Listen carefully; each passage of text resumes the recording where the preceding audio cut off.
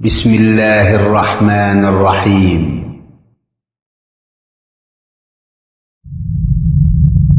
بالتعاون للدعوة والإرشاد وتوعية الجاليات بالدمام.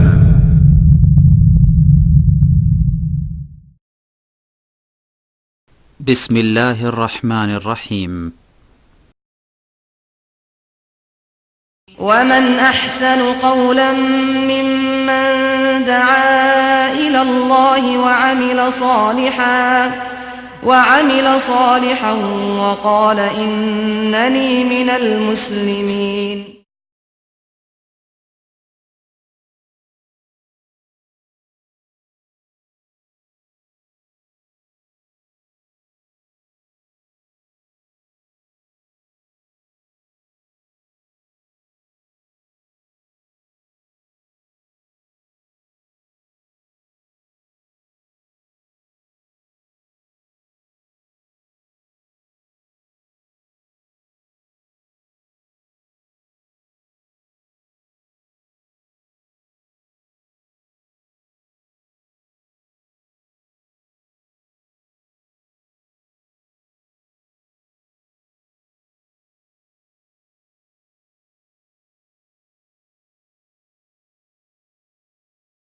بسم الله الرحمن الرحيم.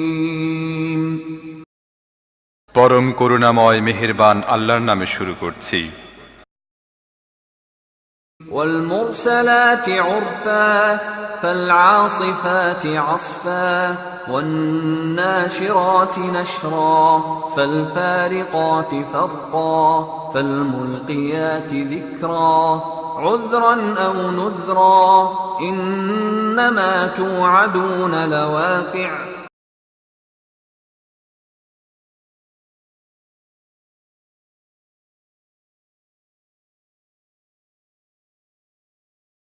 السلام عليكم ورحمة الله وبركاته. إن الحمد لله نحمده ونستعينه ونستغفره ونعوذ بالله من شرور أنفسنا ومن سيئات أعمالنا. من يهده الله فلا مضل له ومن يضلله فلا هادي له وأشهد أن لا إله إلا الله وحده لا شريك له وأشهد أن محمدا عبده ورسوله صلى الله تعالى عليه وعلى آله وصحبه وسلم تسليما كثيرا. أما بعد فإن خير الحديث كتاب الله وخير الهدي هدي محمد صلى الله عليه وسلم وشر الأمور محدثاتها وكل محدثة بدعة وكل بدعة ضلالة وكل ضلالة في النار. أعوذ بالله من الشيطان الرجيم. بسم الله الرحمن الرحيم. والمرسلات عرفا فالعاصفات عصفا والناشرات نشرا فالفارقات فرقا فالملقيات ذكرا عذرا أو نذرا إنما توعدون لواقع. মহান আল্লাহর সমস্ত প্রশংসা যে আল্লাহ পাক রব্বুল আলামিন আমাদেরকে কোরআনুল কারীম দিয়ে হেদায়েত দান করেছেন। সালাত এবং সালাম নাজিল হোক প্রিয় নবী সাল্লাল্লাহু আলাইহি সাল্লামের উপর, যার প্রতি এই মহাগ্রন্থ আল কোরআন নাজিল হয়েছে এবং যিনি এই কোরআনে কারীমের সঠিক তাফসীর উম্মতের জন্য পেশ করেছেন। আল্লাহুম্মা সাল্লি আলাইহি আল্লাহুম্মা বারিক আলাইহি। আজকে আল্লাহ পাক রব্বুল আলামিনের প্রশংসা এবং নবী সাল্লাল্লাহু আলাইহি সাল্লামের উপর সালাত এবং সালামের পরে তাফসীর করব সূরাতুল মুরসালাতের। সূরা মুরসালাত 29তম পারার শেষ সূরা। এর মাধ্যমে এই পারা শেষ হবে আর তারপর ইনশাআল্লাহ তাআলা 28তম পারার তাফসীর আমরা শুরু করব। মহান আল্লাহ এই সূরার প্রথমে 5টি বিষয় উল্লেখ করেছেন এবং এই 5টি বিষয়ের বা 5টি বস্তুর শপথ করেছেন। এই 5টি বস্তুর নাম ধরে উল্লেখ করেননি বলেই এই বস্তুগুলি কি এ সম্পর্কে ইখতিলাফ রয়েছে, দ্বিমত রয়েছে। এই বস্তুগুলির গুণ আল্লাহ উল্লেখ করেছেন, বিশেষণ বা সিফাত উল্লেখ করেছেন, আর তা হচ্ছে মুরসালাত। আল্লাহ পাক ইরশাদ করেছেন ওয়াল মুরসালাতে উরফা। একটি বিষয় হচ্ছে মুরসালাত, ফাল আসিফাতে আসফা। দ্বিতীয় বিষয় হচ্ছে আসিফাত, এগুলো কি জিনিস। ওয়ান নাশেরাতে নাশরা, তৃতীয় বিষয় হচ্ছে বা বস্তু হচ্ছে নাশেরাত। ফাল ফারিকাতে ফারকা ফারিকাত, ফাল মুলকিয়াতে যিকরা মুলকিয়াত। এই গুণগুলি কোন কোন বস্তুর গুণ এ সম্পর্কে মতানৈক্য রয়েছে, কারণ নবী করিম সাল্লাল্লাহু আলাইহি সাল্লামের তরফ থেকে স্পষ্ট কোনো তাফসীর এই আয়াতগুলির না থাকায় সাহাবায়ে কেরামদের মধ্যে দ্বিমত রয়েছে। সাহাবায়ে কেরামরা যেমনভাবে এই আয়াতগুলির তাফসীর বুঝেছেন সেইভাবে তারা তাফসীর করেছেন। এই সূরা সম্পর্কে কোন সময় নাজিল হয়েছে ইবনে মাসউদ রাদিয়াল্লাহু তাআলা আনহু একটি হাদিস বর্ণনা করেছেন, সহিহ বুখারীতে রয়েছে। বলছেন ইবনে মাসউদ রাদিয়াল্লাহু তাআলা আনহু যে বাইনামা নাহনু মা রাসূলিল্লাহ সাল্লাল্লাহু আলাইহি ওয়াসাল্লাম ফি গারে মিনা বা ফি গারিন বিমিনা, আমরা মিনার কোনো একটি পাহাড়ের গুহায় ছিলাম রাসূলুল্লাহ সাল্লাল্লাহু আলাইহি ওয়াসাল্লামের সাথে। মিনা জানা রয়েছে যেখানে হজ করতে গিয়ে হাজী সাহেবরা কয়েকদিন অবস্থান করেন। মিনার মাঠের কোনো এক পাহাড়ের গুহায় ছিলেন রাসূলুল্লাহ সাল্লাল্লাহু আলাইহি ওয়াসাল্লাম এবং তার সাথে ইবনে মাসউদ ছিলেন। ইয নাযালাত আলাইহি ওয়াল মুরসালাত, হঠাৎ করে সূরাতুল মুরসালাত নাযিল হলো। তাহলে সূরা মুরসালাত মক্কি, মানে নবী সাল্লাল্লাহু আলাইহি ওয়াসাল্লামের মক্কার জীবনে নাযিল হয়েছে। তারপরে রাসূলুল্লাহ সাল্লাল্লাহু আলাইহি ওয়াসাল্লামের উপর নাযিল হলো, তিনি নাযিল হওয়ার সাথে সাথে মুখস্থ ফাইন্নাহু লা ইয়াতলুহা ওয়া ইন্নী লা আতালাক্কাহা মিন ফিহি, নবী করিম সাল্লাল্লাহু আলাইহি ওয়াসাল্লাম পড়ে শোনালেন এবং আমি সাথে সাথে মুখস্থ করে নিলাম। আব্দুল্লাহ বিন মাসউদ রাদিয়াল্লাহু তাআলা আনহু বলছেন যে আমি সাথে সাথেই সরাসরি তার মোবারক জবান থেকে শুনে মুখস্থ করলাম। ওয়া ইন্না ফাহু লারাতাবুন বিহা, নবী সাল্লাল্লাহু আলাইহি ওয়াসাল্লাম শোনাচ্ছেন আর শোনাতে শোনাতে আমি মুখস্থ করে ফেললাম। ইজ ওয়াসাবাত আলাইনা হাইয়া, হঠাৎ করে সামনে একটি সাপ নজরে আসলো, সাপ দেখতে পেলাম। ফাকাল নবী সাল্লাল্লাহু আলাইহি ওয়াসাল্লাম উকতুলুহা, নবী সাল্লাল্লাহু আলাইহি ওয়াসাল্লাম সাহাবায়ে কেরামগণকে বললেন যে তোমরা সাপটিকে হত্যা করো, সাপটিকে হত্যা করো। তাহলে বোঝা গেল সাপকে হত্যা করতে হবে। সাপ দেখে ওই হিন্দু মতবাদে আছে যে সাপ দেবতা, সুতরাং সাপকে হত্যা করিও না। আর এইরকম ঘটনা অনেক সময় ঘটে, সাপকে হত্যা করলো না আর দেখা গেল যে বাড়ির কাউকে দংশন করলো। সাপকে হত্যা করতে বলেন রাসূলুল্লাহ সাল্লাল্লাহু আলাইহি ওয়াসাল্লাম। ফাবতাদারনাহা, আমরা তাড়াতাড়ি হত্যা করার চেষ্টা করলাম। ফাজাহাবাত, কিন্তু সাপটি পালিয়ে গেল। তো তখন সাপ পালিয়ে গেল। ফাকাল নবী সাল্লাল্লাহু আলাইহি ওয়াসাল্লাম উকিয়াত শাররাকুম কামা উকিতুম শাররাহা, তোমাদের অনিষ্ট থেকে সাপ বাঁচলো যেমন তোমরা তার অনিষ্ট থেকে বাঁচলে। তোমরা মারতে পারলে না, সেও বেঁচে গেল, আর তোমরাও বেঁচে গেলে যে সাপ দংশন করতে পারলো না। তাহলে এই সময় এই যে ঘটনাটি বললাম, এই সময় সূরা মুরসালাত নবী করিম সাল্লাল্লাহু আলাইহি ওয়াসাল্লামের উপর নাযিল হয়েছে মক্কি জীবনে। সূরা মুরসালাত একটি বড় সূরা, মোটামুটি মানে কিসারুস সুওয়ার যেগুলি ছোট ছোট সূরা আম্মা পারার সেই রকম সূরা নয়। তারপরে নবী করিম সাল্লাল্লাহু আলাইহি ওয়াসাল্লাম এই সূরা মাগরিবের সালাতে পড়েছেন।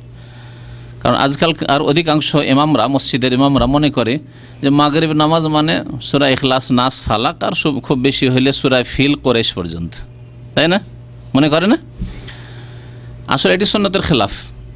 আল্লামা ইবনুল কাইয়্যিম রাহমাতুল্লাহ আলাইহি জাদুল মাদে এই বিষয়টি উল্লেখ করেছেন যে তার যেমন আজকে থেকে 500-600 বছর আগের কথা, তিনি উল্লেখ করেছেন যে অধিকাংশ ইমামদের যে ধারণা যে মাগরিবের নামাজ মানে ছোট ছোট সূরা, এটি আসলে সুন্নতের খেলাফ। পরবর্তীকালে শুরু হয়েছে। নবী করিম সাল্লাল্লাহু আলাইহি ওয়াসাল্লাম মাঝে মাঝে মাগরিবের নামাজের এক রাকাতে সূরা মুরসালাত পড়েছেন, প্রথম রাকাতে। তাহলে যদি এক রাকাতে সূরা ফাতিহার পর মুরসালাত পড়ে থাকেন তাহলে মাগরিবে যথেষ্ট সময় লেগেছে। এতে আরেকটি বিষয়ের বা আরেকটি ভুল ধারণার খণ্ডন আছে, তা হচ্ছে আমাদের দেশের ইমামরা মনে করে যে মাগরিবের নামাজের সময় অত্যন্ত সংকীর্ণ, খুব সংক্ষিপ্ত সময়, যার ফলে তারা আজানের পরে কোনো সময় দেয় না, শ্বাস নেওয়ারও সময় দেয় না, উজু করার সময় তো দূরের কথা, বাথরুম থেকে এসে নামাজ ধরা তো দূরের কথা, আর রোজা ইফতার করে কেউ যে এসে মাগরিবের নামাজ পড়বে তা তো দূরের কথা, কোনো সময় দেয় না, ঠিক না? এটি একটি বিদাতি আমল এবং সুন্নত বিরোধী কাজ। বরং মাগরিবের আজান একামতের মাঝখানেও সাহাবায়ে কেরাম 2 রাকাত নামাজ পড়তেন, আর সেখানেও এতটুকু সময় দিতে হবে যাতে উজু করনেওয়ালা উজু করে আসতে পারে, যদি কাজা হাজাত থাকে কাজা হাজাত করে বাথরুম সেরে আসতে পারে, রোজাদার থাকে তো ইফতার করে এসে জামাত পেতে পারে। এই বিষয়গুলিতে ভুল রয়েছে যে ভুলগুলি সংশোধনের প্রয়োজন আছে। নবী করিম সাল্লাল্লাহু আলাইহি সাল্লাম সম্পর্কে মুসনাদ আহমদে রিওয়ায়াত রয়েছে ইবনে আব্বাস রাদিয়াল্লাহু তাআলা আনহুমা থেকে, বলছেন আন্নাহা আন উম্মিহি, তার মা থেকে তিনি বর্ণনা করেছেন। ইবনে আব্বাস বলছেন আন্নাহা সামিআতিন নবী সাল্লাল্লাহু আলাইহি সাল্লাম ইয়াকরাউ ফিল মাগরিবি বিল মুরসালাতি উরফা। ইবনে আব্বাস রাদিয়াল্লাহু তাআলা আনহুমার মা নবী সাল্লাল্লাহু আলাইহি সাল্লামের কাছ থেকে শুনেছেন যে তিনি মাগরিবের নামাজে সূরা মুরসালাত পাঠ করতেন। তাহলে সূরা মুরসালাত মাগরিবের নামাজে নবী করিম সাল্লাল্লাহু আলাইহি সাল্লাম পাঠ করেছেন, হাদিস সহিহ। উম্মুল ফাজল তার উপনাম বা কুনিয়ত ছিল উম্মুল ফাজল, তিনি বর্ণনা করেছেন। তো যাই হোক, এই ছিল সূরা মুরসালাত সম্পর্কে কিছু কথা। তারপরে তাফসীরের দিকে আসা যাক। এই মুরসালাত আর আসিফাত আর নাসিরাত আর ফারিকাত মুলকিয়াত এগুলি সম্পর্কে যে ইখতিলাফ রয়েছে বললাম, ইখতিলাফ কি রয়েছে অর্থের দিক দিয়ে। প্রথম বক্তব্য হচ্ছে যে এইগুলি হচ্ছে বিশেষণ বা গুণ ফেরেশতার। মুরসালাত মানে ফেরেশতা, প্রেরিত ফেরেশতা।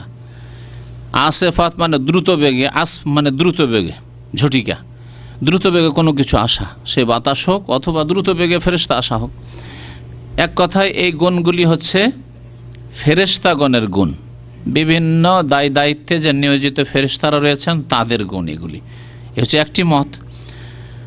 তাহলে এখানে এইভাবে আছে উজ্জ্ব বা অস্পষ্ট, তা হচ্ছে ওয়াল মালায়েকাত আল মুরসালাত উরফা, শপথ করছি ওই সব ফেরেশতাগণের আল মুরসালাতে যারা প্রেরিত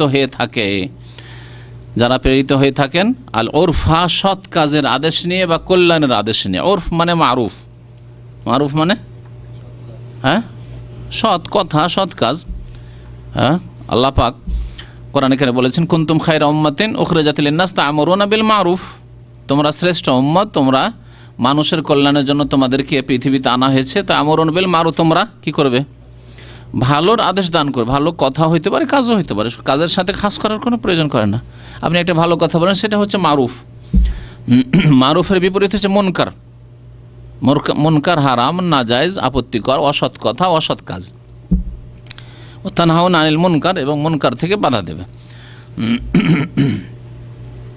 তাহলে এগুলি হচ্ছে ফেরেশতা মণ্ডলীর বা ফেরেশতাগণের সিফাত গুণ একটি মত। এই মতটি আবু হুরায়রা রাদিয়াল্লাহু তাআলা আনহু থেকে বর্ণিত রয়েছে। ইমাম ইবনে আবি হাতেম তার তাফসীর রয়েছে, বলছেন আন আবি হুরায়রা থেকে বর্ণনা করেছেন ওয়াল মুরসালাত উরফা কালা আল মালায়েকা। আবু হুরায়রা রাদিয়াল্লাহু তাআলা সবচেয়ে বেশি হাদিস বর্ণনা করেছেন নবী করিম সাল্লাল্লাহু আলাইহি ওয়াসাল্লাম থেকে। এই আয়াতগুলি তাফসীর করতে গিয়ে তিনি কি বলছেন যে এগুলি হচ্ছে কার গুণ? ফেরেশতা গণের গুণ। পক্ষান্তরে কেউ কেউ রাসূলগণের গুণ বলে বর্ণনা করেছেন।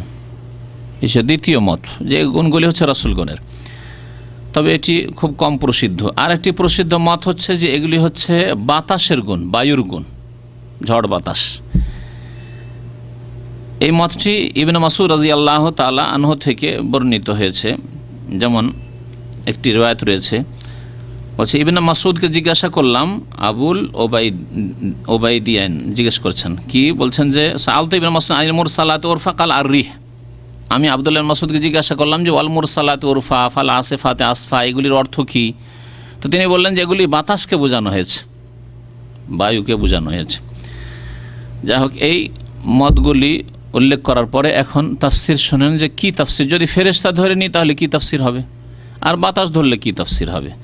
আল্লাহ বলছেন আল মুরসালাতে, প্রথম শাব্দিক অর্থ দেখা যায়, কারণ শাব্দিক অর্থ যদি মুশকিল হয় তাহলে আসল বিষয় বোঝা মুশকিল, আর শাব্দিক অর্থ যদি সহজ হয়ে যায় আপনার জন্য তাহলে তখন সহজে আপনি কোরআন বুঝতে পারবেন। ওয়াও কসমের জন্য, শপথের জন্য, ওয়াল মুরসালাতে, যেমন ওয়াল্লাহি বলছে না, ওয়াল্লাহি মানে কি আল্লাহর কসম, আল্লাহর শপথ। ওয়াও শপথের জন্য, বা শপথের জন্য, বিল্লাহে, ওয়াল্লাহে, তাল্লাহে, এগুলি শপথের অক্ষর কসমের জন্য। যেমন ওয়াল্লাহ ওইরকম ওয়াল মুরসালাত, আপনি বান্দা আমি বান্দা, আল্লাহর কসম করব একমাত্র। কিন্তু আল্লাহ পাক রব্বুল আলামিন তার সৃষ্টি জগৎ থেকে বিভিন্ন বিষয়ের, বিভিন্ন বস্তুর, এমনকি আল্লাহ পাক নিজের জাতেরও শপথ করেছেন। ফাওয়া রাব্বিকা, হে নবী তোমার রবের শপথ করে বলছি, আল্লাহ বলছেন, আল্লাহ পাক নিজের জাতের শপথ করেছেন। ওয়াল লাইলি ওয়ান নাহারি, আল্লাহ পাক কসম করেছেন। ওয়াল ফজরে ওয়াল আসরে ইন্নাল ইনসানা লাফি খুসর, আছে না? আল্লাহ পাক রব্বুল আলামিন এইরকম তার সৃষ্টি থেকে বহু সৃষ্টির শপথ করেছেন। তার মধ্যে এখানে একটি সৃষ্টি হচ্ছে ওয়াল মুরসালাতে, আসলে ছিল ওয়া উকসিমু, আমি আল্লাহ শপথ করছি। কিসের শপথ করছি? মুরসালাতের। মুরসালাত কি? প্রথম তাফসীর কি বললাম? ফেরেশতা, ধরে নেন ফেরেশতা। তাহলে ফেরেশতা মালায়েকা যদি বলি, এমন ফেরেশতাগণের শপথ করছি, আল্লাহ পাকের সৃষ্টি ফেরেশতা, এই ফেরেশতা মালায়েকার আল্লাহ পাক শপথ, আমি এমন ফেরেশতা মণ্ডলীর, ফেরেশতা জগতের শপথ করছি যাদেরকে সৎ কাজের বা কল্যাণের আদেশ দিয়ে প্রেরিত করা হয়। আরসালা ইউরসেলো মানে প্রেরণ করা, পাঠানো। আরসালা ইউরসেল, ইরসাল থেকে হচ্ছে রসুল, রসুল মানে প্রেরিত। এই জন্য মুহাম্মদুর রাসূলুল্লাহ, মুহাম্মদ সাল্লাল্লাহু আলাইহি ওয়াসাল্লাম আল্লাহ পাকের প্রেরিত, আল্লাহ পাকের প্রেরিত রসুল। মুরসাল বা রসুল, আরসালা ইউরসেল থেকে সে মফুল হচ্ছে মুরসাল, মানে যিনি প্রেরিত। আল্লাহ পাক রসুলগণকে মুরসালিন বলেছেন। কাজ্জাবাত আদুনিল মুরসালিন, আদ সম্প্রদায় রসুলগণকে, মুরসালিন যারা প্রেরিত তাদেরকে মিথ্যা মনে করেছিল, মুরসালিন। ওয়াল মুরসালাতে, মুরসালাতুনের জামা হচ্ছে মুরসালাত, জামা মুয়ান্নাস। আমি শপথ করছি ওই সব ফেরেশতার যারা প্রেরিত হয়ে থাকেন উরফা, সৎ কাজের আদেশ নিয়ে, কল্যাণের আদেশ নিয়ে। আল্লাহ পাক কিছু ফেরেশতা আছে যাদেরকে আল্লাহ পাক ভালো কাজের আদেশ নিয়ে প্রেরণ করেন। বৃষ্টি বর্ষণ করো, ওহী নাজিল করো, হ্যাঁ, ভালো কাজের আদেশ নিয়ে। অমুকের হেফাজত করো, অমুকের শত্রু তাকে এখন ধ্বংস করতে যে তুমি হেফাজত করো, অমুক জায়গায় দুর্ঘটনা ঘটছে তুমি এই অমুক ব্যক্তির হেফাজত করো, কল্যাণের আদেশ নিয়ে। কল্যাণের আদেশের মধ্যে ওহী নাজিল করাও, আল্লাহ পাকের কল্যাণ ওহী যদি নাজিল না হইতো তো আমরা শিরক কুফরি এতে ডুবে থাকতাম। উরফ, ভালো কাজ। তো ওই সব ফেরেশতার শপথ করি, আল্লাহ পাক বলছেন, যে সব ফেরেশতা কল্যাণের আদেশ নিয়ে প্রেরিত হয়ে থাকেন। ফাল আসিফাতে আসফা, ফা অতঃপর, অতঃপর শপথ করি। ফা যেহেতু ফাও হারফে আতফ, যেমন ওয়াও মানে এবং হয়ে থাকে, হারফে আতফ বলে, ওই রকম ফা হচ্ছে হারফে আতফ। অতঃপর শপথ করি ওই সব ফেরেশতাগণের যারা দ্রুত আল্লাহ পাক রব্বুল আলামিনের আদেশ পালনে ছুটে আসে। আল্লাহ পাকের যখন আদেশ হয় দ্রুত ছুটে আসেন, ভালোর জন্য হোক অথবা মন্দের জন্য দ্রুত ছুটে আসেন। ফেরেশতা অত্যন্ত দ্রুতগামী আল্লাহ পাক রব্বুল আলামিনের মখলুক। ওয়ান নাশিরাতে নাশরা, এবং ওই সব ফেরেশতার শপথ করি যারা বিক্ষিপ্ত হয়ে ছড়িয়ে পড়েন। নাশারায়ান শুরু, বিক্ষিপ্ত হয়ে ছড়িয়ে পড়েন সারা পৃথিবীতে, আল্লাহ পাক রব্বুল আলামিনের আদেশ পালনে ছড়িয়ে পড়েন। ফাল ফারিকাতে ফারকা, এবং ফারক নাশারায়ান শুরু মানে বিক্ষিপ্ত করা, আসাফা মানে কোনো জিনিস, এই জন্য দ্রুতগামী বাতাসকে অথবা ঝড়কে বলা হয় আসিফা বলা হয়। রিহুন আসিফ, যা আথা রিহুন আসিফ কোরআনে কারিমে রয়েছে, ঝড়কে বলা হয়েছে, তুফানকে বলা হয়েছে। ফাল ফারিকাতে ফারকা, ফাল ফারিকাতে ফারাকা ইয়াফরিকু মানে পৃথক করা। ওই সব ফেরেশতাগণ, অতঃপর ওই সব ফেরেশতাগণের শপথ করি যে সব ফেরেশতা হক এবং বাতিলের মাঝে পার্থক্য করে থাকে, সৎ অসতের মাঝে পার্থক্য করে থাকে। ফাল মুলকিয়াতে যিকরা, ওই সব ফেরেশতাগণের অতঃপর শপথ করে থাকি যে সব ফেরেশতা উপদেশ অর্থাৎ ওহী, যিকর, ওহী নাজিল করে থাকেন। ওহী নিয়ে আল্লাহ পাকের আদেশ নিয়ে নেমে আসেন। আলকা ইউলকি মানে নিক্ষেপ করা, ওহী নিক্ষেপ করা মানে ওহী নাজিল করে থাকেন। উজরান আও নুজরা, উপদেশ নাজিল করে থাকেন মানব জাতির ওজর বা আপত্তিকে, কোনো ওজরকে শেষ করে দেওয়ার জন্য, আও নুজরা অথবা তাদেরকে সতর্ক করার জন্য। এই ওজরান এবং নজরানের সম্পর্ক হচ্ছে মুলকিয়াতের সাথে, মুলকিয়াতে যিকরা। কতক ফেরেশতা আল্লাহ পাকের আদেশ নিয়ে পৃথিবীতে আসেন, উপদেশ নিয়ে আসেন, আম্বিয়া এবং রাসূলুল্লাহর কাছে এসেছেন, যেমন জিবরাইল আলাইহিস সালাম তাদের রাইস, কিন্তু জিবরাইল আলাইহিস সালামের সাথে একটি দল থাকতে পারে, তিনি রাইসুল মালায়েকা। তো তারা ওহী যে নিয়ে আসেন কি জন্য? আল্লাহ পাক বলছেন ওজরান আও নুজরা, হয় ওজর দূর করার জন্য আর না হলে সতর্ক করার জন্য। দুটি উদ্দেশ্য। কি অর্থ? যখন ওহী নাজিল হয়ে গেল তাহলে মানুষের আর কোনো ওজর থাকলো না আল্লাহ পাকের কাছে, অজুহাত পেশ করা, আপত্তি পেশ করা যে আল্লাহ আমি জানতাম না, আমরা তো বুঝতাম না, আমরা তো টের পাইনি, আমরা তো জানি না যে এটা শিরক, আমরা জানি না যে জেনা পাপ, আমরা জানি না যে খুন করা হারাম, আমরা জানি না যে মিথ্যা বলা হারাম। ওজরান, ওজর শেষ করার জন্য। এখানে ওজরান মানে ওজর শেষ করার জন্য, আর কোনো ওজর থাকবে না ওহী নাজিল হওয়ার পর। মহান আল্লাহ বলেছেন ওমা কুন্না মুআযযিবিন হাত্তা নাবআসা রাসূলা, আমি কোন জাতিকে আযাব দিয়ে ধ্বংস করব না যতক্ষণ পর্যন্ত রাসূল প্রেরণ না করব। তাহলে রাসূল প্রেরণ করে তারপরে যদি না মানে তাহলে আযাব দিয়ে ধ্বংস করব আল্লাহ বলছেন, কারণ ওজর শেষ। এখন আর এই ওজর নেই যে আমরা জানতাম না, জেনে গেছো তোমরা এখন।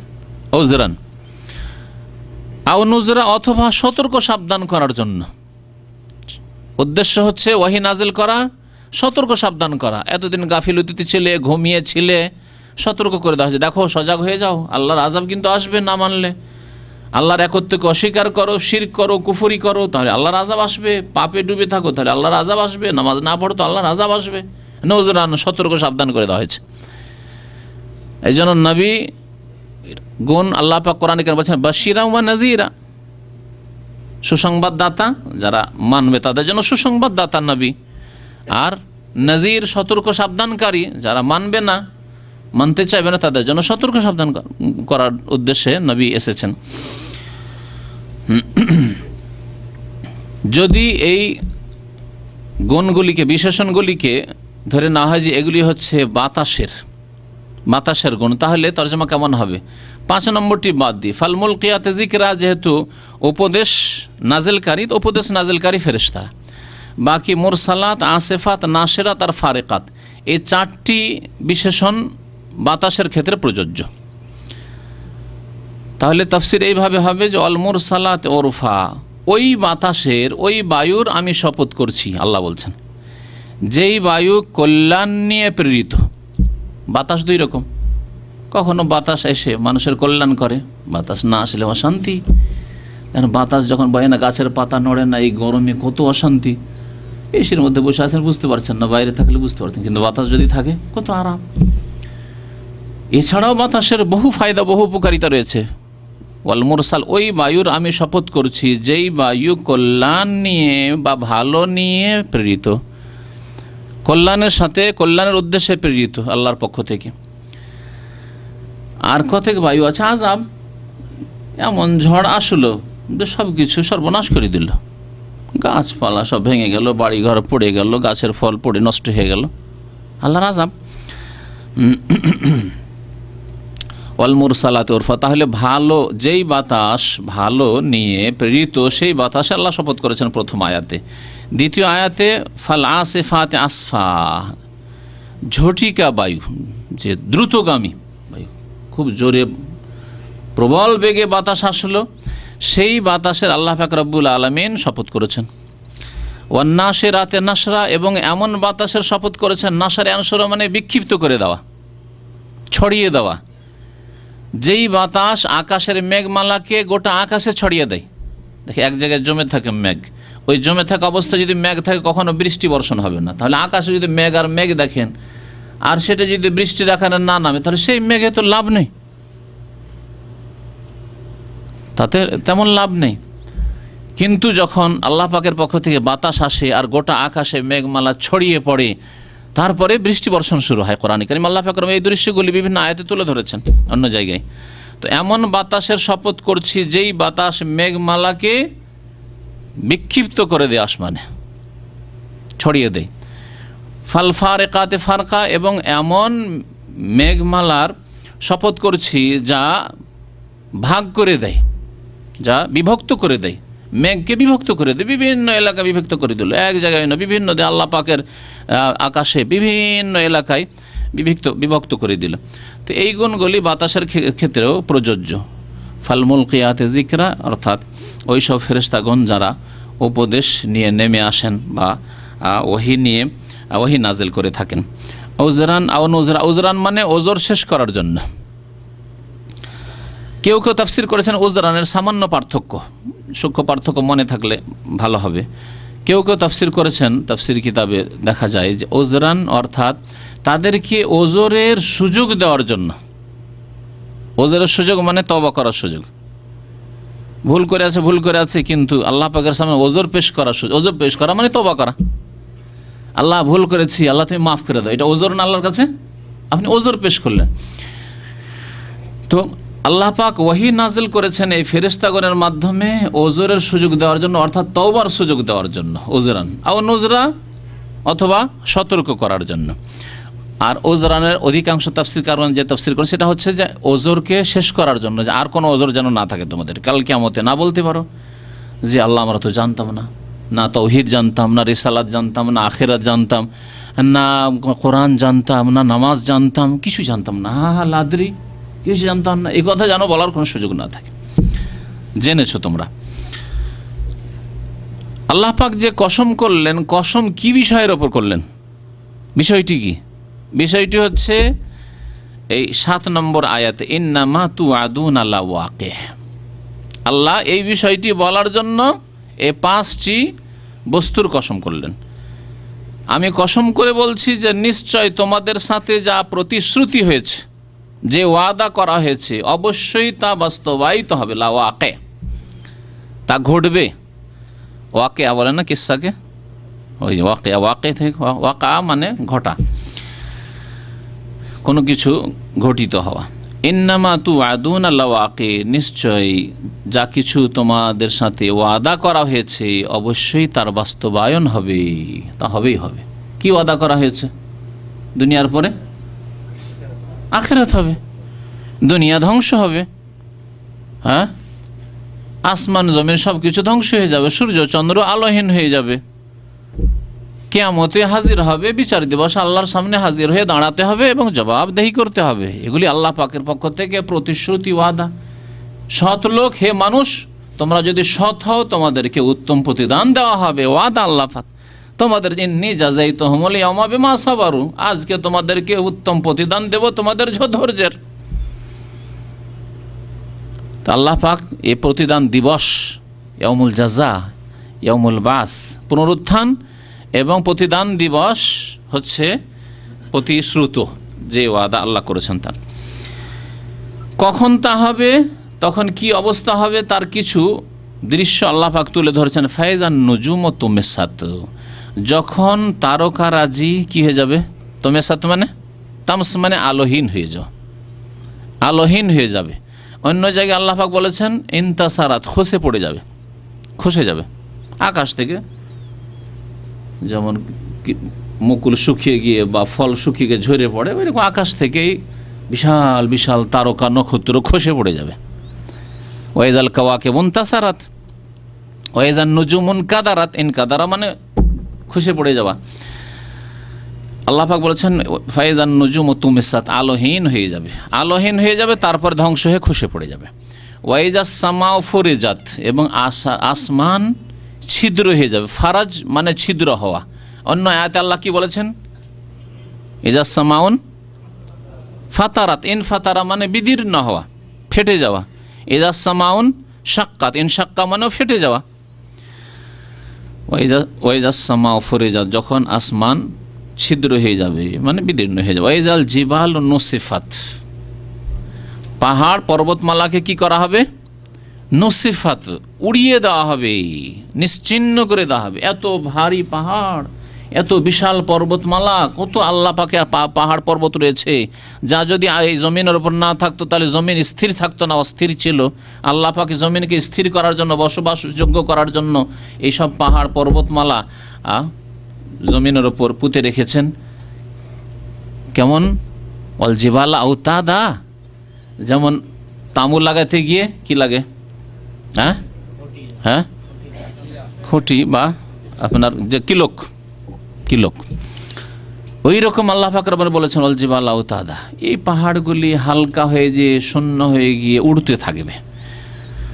ওয়াইদাল জিবাল নুসিফাত, এই উড়তে থাকবে। আল্লাহ পাক অন্য ভাষায় কোরআনে বলছেন ওয়াইদাল জিবাল সুইয়িরাত, চলমান হয়ে যাবে, উড়তে থাকবে। যেমন মেঘমালা উড়তে দেখছেন আকাশে, ওই রকম পাহাড় হালকা হয়ে গিয়ে উড়তে থাকবে, তারপরে নিশ্চিহ্ন হয়ে যাবে। ওয়াইজার রসুল উক্কিতাত, এবং সেই সময়কে স্মরণ করো। ওয়াইজার রসুল, যখন রসুলগণকে, রসুলের জামা হচ্ছে রসুল, রসুলগণের জন্য সময় নির্ধারিত করা হবে। কেমন কথা, রসুলগণের সময় নির্ধারণ। উক্কিতাত ওয়াক্ত থেকে, ওয়াক্তে তো ওয়াও কাফ তা আছে, উক্কিতাত, কিন্তু ওই ওয়াও হামজায় রূপান্তরিত হয়ে গেছে উক্কিতাত। যখন রসুলদের জন্য সময় নিরূপণ করা হবে বা নির্ধারিত করা হবে, এমন সময় নির্ধারিত আছে রসুলগণের সাথে যেই সময় উপস্থিত হয়ে যাবে। কি নির্ধারিত আছে? আল্লাহ পাক কোরআনে কারীমে সূরা জুমারে বলেছেন, হ্যাঁ, ওয়াজিআ বিন নাবিয়িনা ওয়াশ শুহাদা ওয়া কুযিয়া বাইনাহুম বিল হক, নবী এবং সাক্ষীগণকে আল্লাহ পাক আনয়ন করবেন, নিয়ে আসবেন। যখন মানব জাতি যারা কুফরি করেছে, শিরক করেছে, যারা পাপ করেছে, অস্বীকার করে, আল্লাহ আমরা তো জানতাম না, মিথ্যা বলে, নতুন নতুন আসামি যখন থানা পুলিশে আসে তখন মিথ্যা বলে, মনে করে যে মিথ্যা বললে হয়তো ছেড়ে দেবে, ভাববে যে না ঠিকই আছে, আমরা দোষী নই, আসলে ছেড়ে দেবে। ওই রকম প্রথম এরাও করবে। তখন আল্লাহ পাক নবী রাসূলগণকে সাক্ষী স্বরূপ নিয়ে আসবেন। ফাকাইফা ইযা জিনা মিন কুল্লি উম্মাতিন বিশাহিদিন ওয়া জিনা বিকা আলা হাউলাই শাহীদা। আল্লাহ পাক কোরআন কারীমের একটি আয়াতে ইরশাদ করেছেন, কি হবে সেই দিনের অবস্থা? ইযা জিনা মিন কুল্লি উম্মাতিন বিশাহিদ, প্রত্যেক উম্মতে, প্রত্যেক জাতিতে একজন করে সাক্ষী নিয়ে আসবো। তিনি কে?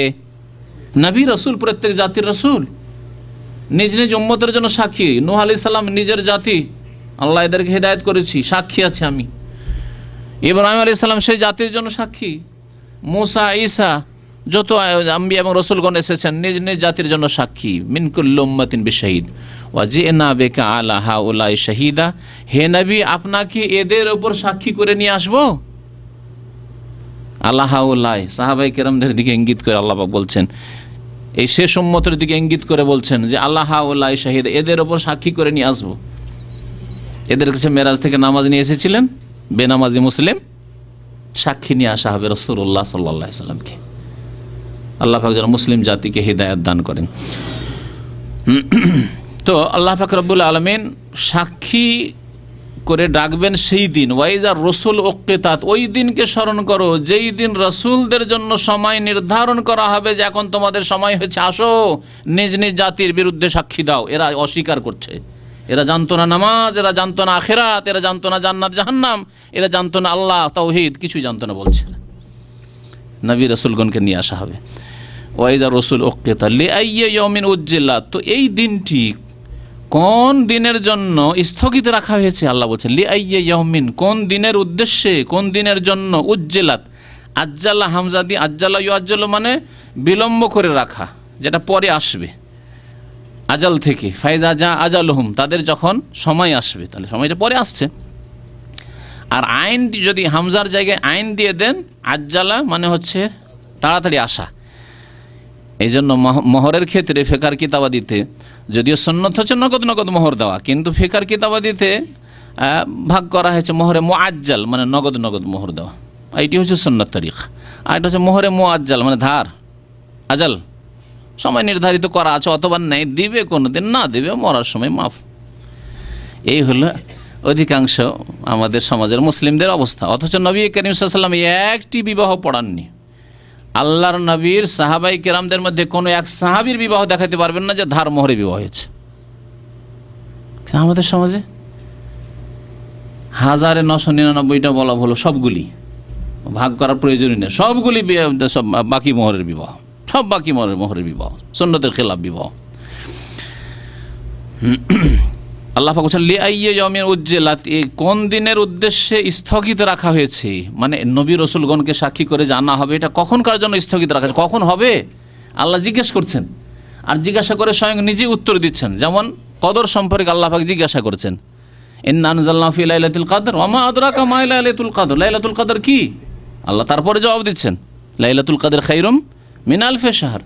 ওই রকম এখানে আল্লাহ পাক রব্বুল জিজ্ঞাসা করছেন যে কোন দিনের জন্য স্থগিত রাখা হয়েছে এই বিষয়টিকে, তারপর উত্তর দিচ্ছেন লিয়াউমিল ফাসল, চূড়ান্ত ফয়সালার দিনের উদ্দেশ্যে। চূড়ান্ত ফয়সালা যেদিন হবে, দেখেন দুনিয়ায় চূড়ান্ত ফয়সালা হবে না, আপনার কারো সাথে আদান প্রদানের দ্বন্দ্ব থাক, অথবা তৌহিদ আর শিরকের দ্বন্দ্ব হোক, আল্লাহর একত্ব আর বহুত্বের দ্বন্দ্ব হোক, ঈমান আর কুফরির দ্বন্দ্ব হোক, আর সুন্নাত আর বিদআতের দ্বন্দ্ব হোক, কে হক কে বাতিলে আছে এর দ্বন্দ্ব হোক, আর সাংগঠনিক দ্বন্দ্ব হোক, আর জামাতি দ্বন্দ্ব হোক, আর যে কোনো দ্বন্দ্ব, রাজনৈতিক দ্বন্দ্ব হোক, দুনিয়াতে চূড়ান্ত ফয়সালা হবে না।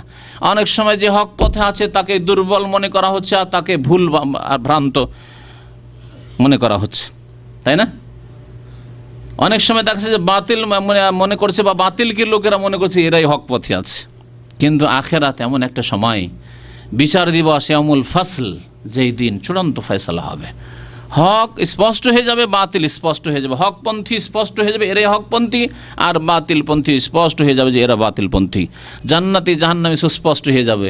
এখন অনেক জাহান্নামীকে অনেকে জান্নাতি মনে করছেন, আর অনেক জান্নাতিকে আল্লাহর নেক বান্দাকে ফাসিক বা বিদআতি মনে করছেন। আল্লাহ পাক রব্বুল আলামিন দুনিয়াকে কর্মক্ষেত্র করেছেন, এখানে চূড়ান্ত ফয়সালা হবে না, তবে আপনাকে হকের সন্ধান করতে হবে, সত্যকে তলাশ করতে হবে, সত্যকে তলাশ করতে হবে যেইভাবে সত্য এসেছে আল কোরআনের আকারে এবং রাসূলুল্লাহ সাল্লাল্লাহু আলাইহি ওয়াসাল্লামের হাদিসের আকারে, যা আল্লাহ এবং তার রাসূলের বিধানে পাবেন তা গ্রহণ করবেন। আর প্রত্যেকটি ক্ষেত্রে যেখানে দেখবেন যে না এখানে কোরআন এবং হাদিস নেই, এখানে জালিয়াতি বেশি, এখানে মিথ্যার ছড়াছড়ি, এখানে দলিলের প্রয়োজন মনে করা হয় না, জানবেন যে এখানে বাতিল লুকিয়ে আছে মনে হয়। আল্লাহ পাক বলছেন ওমা আদরাকা মা ইয়াউমুল ফাসল, হে নবী তুমি কি করে জানবে যে চূড়ান্ত ফয়সালার দিবস কি? ওয়াইলু ইয়াউমাইযিল লিল মুকাজ্জিবিন, সেই দিন দুর্ভোগ আর দুর্ভোগ। ওয়াইল মানে দুর্ভোগ, ধ্বংস, হালাক, সর্বনাশ, এগুলি হচ্ছে ওয়াইলের অর্থ। আর ওয়াইলের আরেকটি তাফসীর হচ্ছে, যেমন একটি হাদিসে রয়েছে যে ওয়াদিন ফি জাহান্নাম, জাহান্নামের একটি উপত্যকার নাম হচ্ছে ওয়াইল। তাহলে এর অর্থ এও করা যেতে পারে যে সেই দিন জাহান্নাম রয়েছে, কার জন্য? লিল মুকাজ্জিবিন, ইয়াউমাইযিন সেই দিন, অর্থাৎ বিচার দিবস, কিয়ামতের দিন। লিল মুকাজ্জিবিন, কাযিবিন আল্লাহ বলেননি, কাযিবিন মানে যারা মিথ্যুক, কাযাবা ইয়াকযিবু মানে মিথ্যা বলা, আর মুকাজ্জিবিন মানে মিথ্যা প্রতিপন্নকারী বা সত্যকে অস্বীকারী, যারা সত্যকে সত্য বলে মানেনি, মিথ্যা মনে করেছে, তাই না?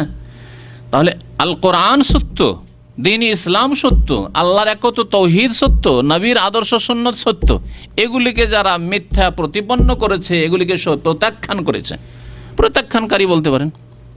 মুকাজ্জিবিন মানে মিথ্যা প্রতিপন্নকারী, মুকাজ্জিবিন মানে প্রত্যাখ্যানকারী, যারা সত্যকে অস্বীকার করেছে, তাদের জন্য দুর্ভোগ রয়েছে।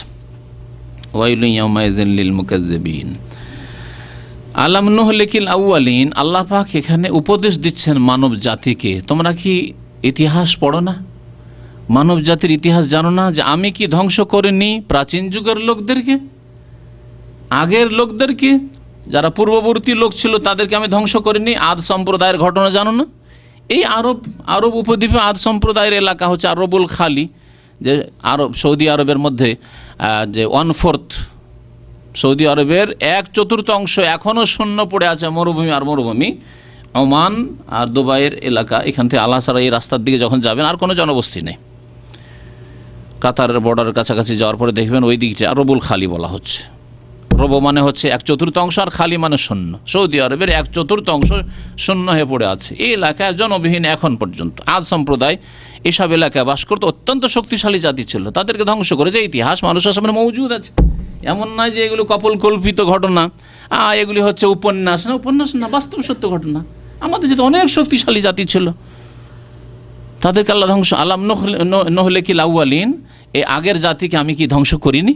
এইরকম সামুদ জাতি এই সৌদি আরবের মধ্যে তাবুক এলাকায় আল ওলা নামক এলাকা, এখনো সামুদ জাতিকে আল্লাহ যে ধ্বংস করেছেন, যাদেরকে আল্লাহ নিদর্শন মোজেজা স্বরূপ সালেহ আলাইহিস সালামে যে তাদের নবী ছিলেন, উষ্ট্রি দিয়েছিলেন, সে উটের দুধ খেয়ে তারা গোটা বংশ গোটা জাতি খেত, দুধ শেষ হইতো না, উটকে জবাই করে দিন। আল্লাহ পাকের আযাব এসে তাদেরকে ধ্বংস করলো। শুধু উট জবাই করার অপরাধ নয়, তার চেয়ে বড় অপরাধ ছিল তাদের কুফরি, শিরক। তারা শিরক কুফরি ছাড়তে চায়নি, নবীকে মানতে চায়নি। এইভাবে আল্লাহ লূত আলাইহিস সালামের জাতিকে ধ্বংস করেছেন। মৃত সাগর মওজুদ আছে চোখের সামনে। আল্লাহ পাক এইভাবে আউয়ালিন মানে যেই জাতিগুলিকে আল্লাহ ধ্বংস করেছে, এইরকমই নূহ আলাইহিস সালামের জাতিকে আল্লাহ বন্যায় ডুবিয়ে ধ্বংস করেছেন, পানিতে ডুবিয়ে ধ্বংস করেছেন। ফিরাউনকে আল্লাহ পাক, ফিরাউনের সেনাবাহিনীকে আল্লাহ পাক লোহিত সাগরে ডুবিয়ে ধ্বংস করেছেন। এইভাবে যত জাতিকে আল্লাহ ধ্বংস করেছেন কোরআনে কারিমে সেই সত্য ঘটনাগুলি তুলে ধরা হয়েছে। সেদিকে ইঙ্গিত করে আল্লাহ পাক বলছেন আলাম নুহলিকিল আউয়ালিন, প্রাচীন যুগের লোকদেরকে বা পূর্ববর্তী লোকদেরকে কি আমি ধ্বংস করিনি যারা পাপিষ্ঠ, আল্লাহ পরকালকে অস্বীকার করেছিল, আল্লাহর একত্ব তৌহিদকে অস্বীকার করেছিল, পাপ যারা ছাড়তে চায়নি, সমকামী তারা পাপকে ছাড়তে রাজি হয়নি, এই লূত আলাইহিস সালামের জাতি, আল্লাহ পাক তাদেরকে ধ্বংস করেছেন। তোমরাও যদি তাই করো, সুম্মা নুতবিউহুমুল আখিরিন, এটি আমাদের জন্য। অতঃপর তাদের পেছনে পেছনে আমি ধ্বংস করব আখিরিন, পরবর্তী লোকদেরকে। পূর্ববর্তীদেরকে ধ্বংস করেছি, এই ইতিহাস মওজুদ আছে তোমাদের সামনে। আর পরবর্তী লোকদেরকে অর্থাৎ তোমাদেরকে ধ্বংস করব তাদের পরে পরে, যদি তোমরা এইরকম করো।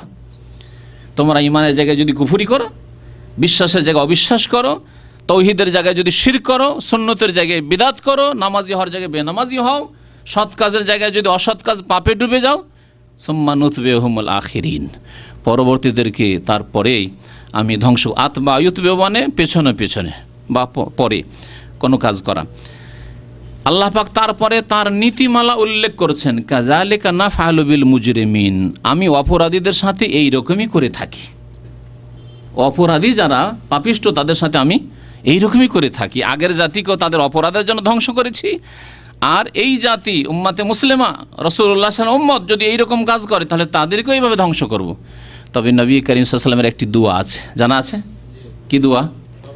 যে আল্লাহ আমার উম্মতকে একসাথে ধ্বংস করিও না, যার ফলে এই উম্মত এত পাপে ডুবে গেলেও, আল্লাহর শত্রুদের পদে পদে অন্ধ অনুকরণ করলেও আল্লাহ সমূলে বিনাশ করছেন না, সার্বিকভাবে ধ্বংস করছেন না। কোন কোন এলাকায় আল্লাহর আযাব আসছে, সুনামি আসলো, সংশোধন হইল না। আল্লাহ পাকের আরেক সুনামি কোন জায়গায় আসবে, আর এক আযাব কোন জায়গায় আসবে। তারপরে কলহ বিবাদ, অন্তর্দ্বন্দ্ব, লড়াই, যুদ্ধ, হতাহত, এগুলি আল্লাহ পাকের বহু রকমের আযাব। যে আযাবগুলির কথায় আল্লাহ এখানে বলে কাযালিকা নাফআলু বিল মুজরিমিন, এইরকমই আমি অপরাধীদের সাথে আচরণ করে থাকি।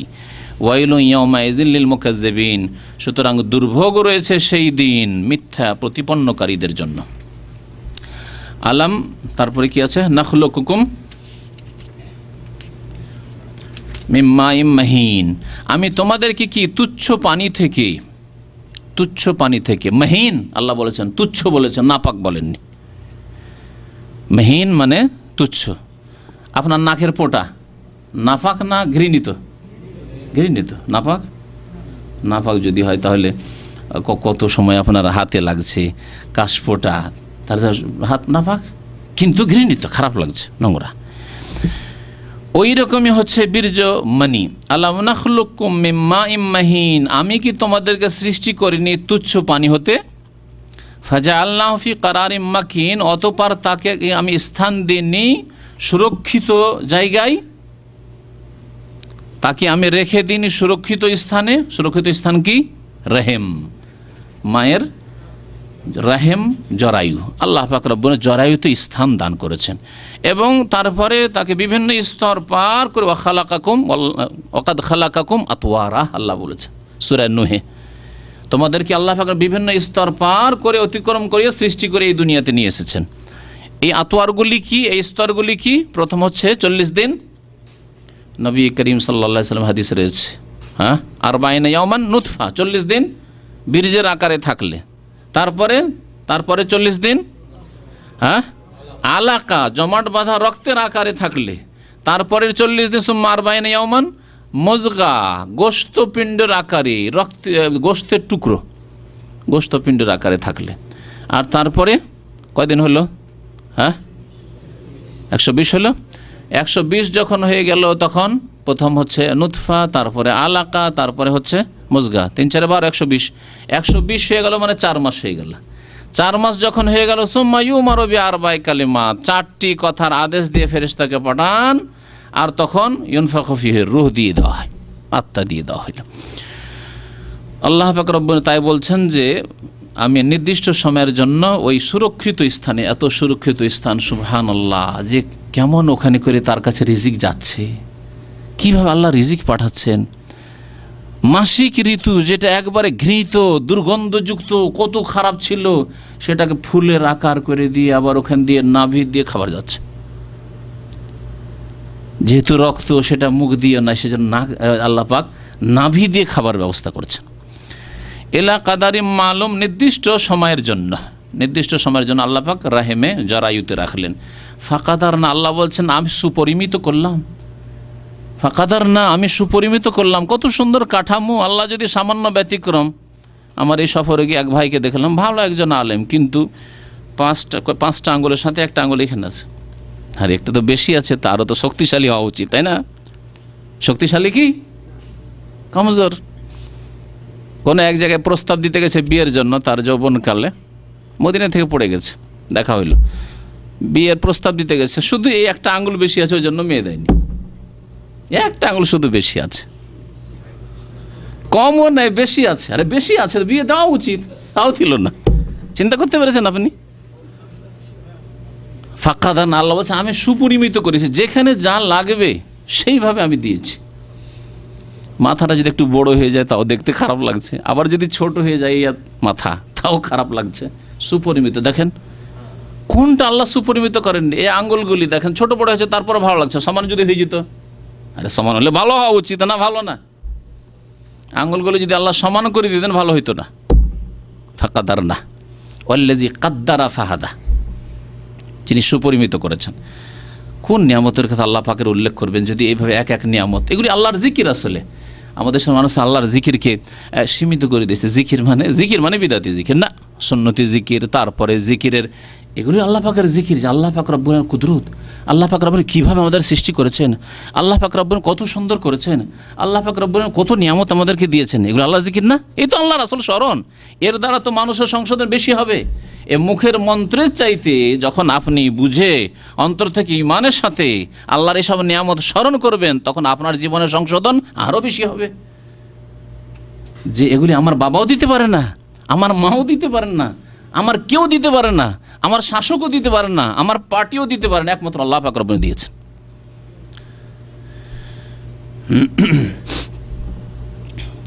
তো আল্লাহ পাক বলছেন ফাকাদার না, আমি সুপরিমিত করলাম। ফানেমাল কাদেরুন, আমি কত উত্তম, নেমা ফেল মাধা, কত উত্তম সুপরিমিতকারী, অথবা কাদেরুন মানে সক্ষম, আমি কত সুন্দরভাবে সৃষ্টি করতে সক্ষম, এই অর্থ করা যেতে পারে। কাদারা একদের মানে সুপরিমিত করা, পরিমাণ নির্ধারণ করা, আর কাদার একদের মানে সক্ষম হওয়া।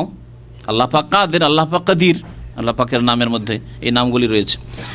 ওয়াইলুন ইয়াউমাইযিন লিল মুকাজ্জিবিন, সুতরাং সেই দিন দুর্ভোগ রয়েছে, সর্বনাশ রয়েছে মিথ্যা প্রতিপন্নকারীদের জন্য, যারা মিথ্যা মনে করেছে আল্লাহকে, রসুলকে, আখিরাতকে, কোরআনকে, ইসলামী বিধানকে ইত্যাদি, নামাজকে। তারপর আল্লাহ পাকের সাথে আলাম নাজআলিল আরদা কিফাতা, আমি কি পৃথিবীকে ধারণকারী হিসাবে তৈরি করিনি? আমি কি পৃথিবীকে, জমিনকে ধারণকারী হিসাবে তৈরি করিনি? আল্লাহ পাক জমিনকে ধারণকারী কেফাত বলেছেন। কাফাতা একফেতো মানে হচ্ছে মিলানো, নিজের সাথে মিলিয়ে নেওয়া। জমিন জীবিতকে মৃতকে নিজের সাথে মিলিয়ে নিতে পারে, ধারণ করে রেখেছে। আমরা যতক্ষণ জীবিত আছি আমাদেরকে জমিন এমনভাবে ধারণ করে রয়েছে, জমিনে আকর্ষণ রয়েছে, আমরা পৃথিবীতে চলাফেরা করছি। যদি জমিনের মধ্যে এই ক্ষমতা না থাকতো তাহলে এই পৃথিবীতে আমরা কখনো চলাফেরা করতে পারতাম না, বসবাস করতে পারতাম না, ঘর বাড়ি তৈরি করতে পারতাম না, এখানে আমাদের কাজকর্ম করতে পারতাম না, তাই না? আর মৃতদের জন্য আল্লাহ পাক কারণ বলেছেন আহিয়া ওয়া আমওয়াতা, আলাম নাজআলিল আরদা কিফাতা, আমি কি জমিনকে, পৃথিবীকে ধারণকারী হিসাবে তৈরি করিনি? আহিয়ান জীবিতদের জন্য, ও আমওয়াতা মৃতদের জন্য। জীবিতদের জন্য তো বুঝলাম যে আমরা পৃথিবীতে চলাফেরা করছি, পৃথিবী কত সুন্দর আমাদের জন্য। যদি আল্লাহ পাক এটাকে অস্থির রাখতেন, বসবাসযোগ্য না করতেন, তাহলে আমরা একদিনও টিকতে পারতাম না, এক মিনিট থাকতে পারতাম না।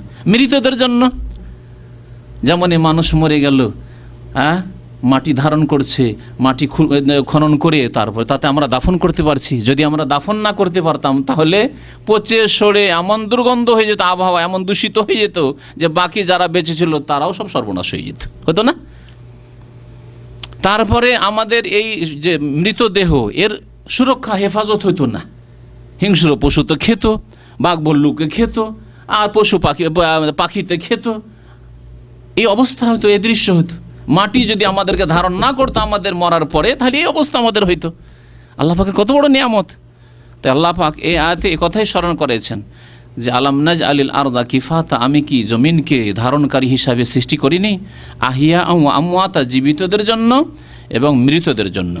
ওয়াজা আল্লাহ ফিহা রাওয়াসিয়া শামিখাত, এবং তাতে আমি সৃষ্টি করিনি কি রাওয়াসিয়া, রাসিয়াতুনের জমা। রাসিয়া মানে মজবুত শক্তিশালী পর্বত, পাহাড়। আর শামেখাত মানে সুউচ্চ, শামাখা মানে হচ্ছে উঁচা হওয়া। তাহলে আল্লাহ পাক রব্বুল এই পাহাড়গুলিকে মজবুত করেছেন, অনড় অটল, কখনো হিলে যাবে না ঝড় তুফানে বাতাসে। আর শামেখাত অনেক উঁচা করেছেন, যতটা উপর রয়েছে তার চাইতে কম নয়, যা নিচে আছে। আপনি যতটা উপরে দেখছেন পাহাড় তার চাইতে বেশি নিচে আছে, তার সমান নিচে আছে। এভাবেন না যে আপনার খুঁটির মতো যে 10 হাতের খুঁটি ওপরে কিন্তু 2 হয়তো তো 1 হাত বা 2 হাত নিচে পুঁতে রেখেছে, এমন নয়। রাসিয়াত, এই জন্য আল্লাহ পাক বলেছেন পাহাড়গুলিকে। তো জেবাল মানে পাহাড়, রাসিয়াত এবং শামেখাত। ও আসকাইনাকুম মাআন ফুরাতা, এবং তাদেরকে আমি সুমিষ্ট পানি কি পান করাইনি? তাদের জন্য মিষ্টি পানির ব্যবস্থা করেছি। সমুদ্রের তীরে আমরা থাকছি, 1 কিলোমিটার দূরে এখানে দামামে সমুদ্র, আর কত লোনা পানি, আর এখানে আমরা মিষ্টি পানি ঘরে ঘরে পাচ্ছি। আল্লাহ যদি এই মিষ্টি পানিকে এই লোনা পানির সাথে একাকার করে দিতেন তাহলে বসবাসযোগ্য থাকতোই শহর, না পালাতেন সব? একদিনও থাকতে পারতেন না, আসতেনই না এখানে, যে থাকা যাবে না এখানে। লোনা পানি খেয়ে বাঁচা যায়? বরং আমাদের আগে যারা ছিল তারাও বাঁচত না, তারাও পালিয়ে যেত এলাকা ছেড়ে। সুবহানাল্লাহ। আল্লাহ কিভাবে আমাদের জন্য মিষ্টি পানির ব্যবস্থা করেছেন। আমরা তো এই সব নিয়ামতের কোনোদিন খেয়ালও করি না, যেগুলি যে নিয়ামত আল্লাহ পাকের।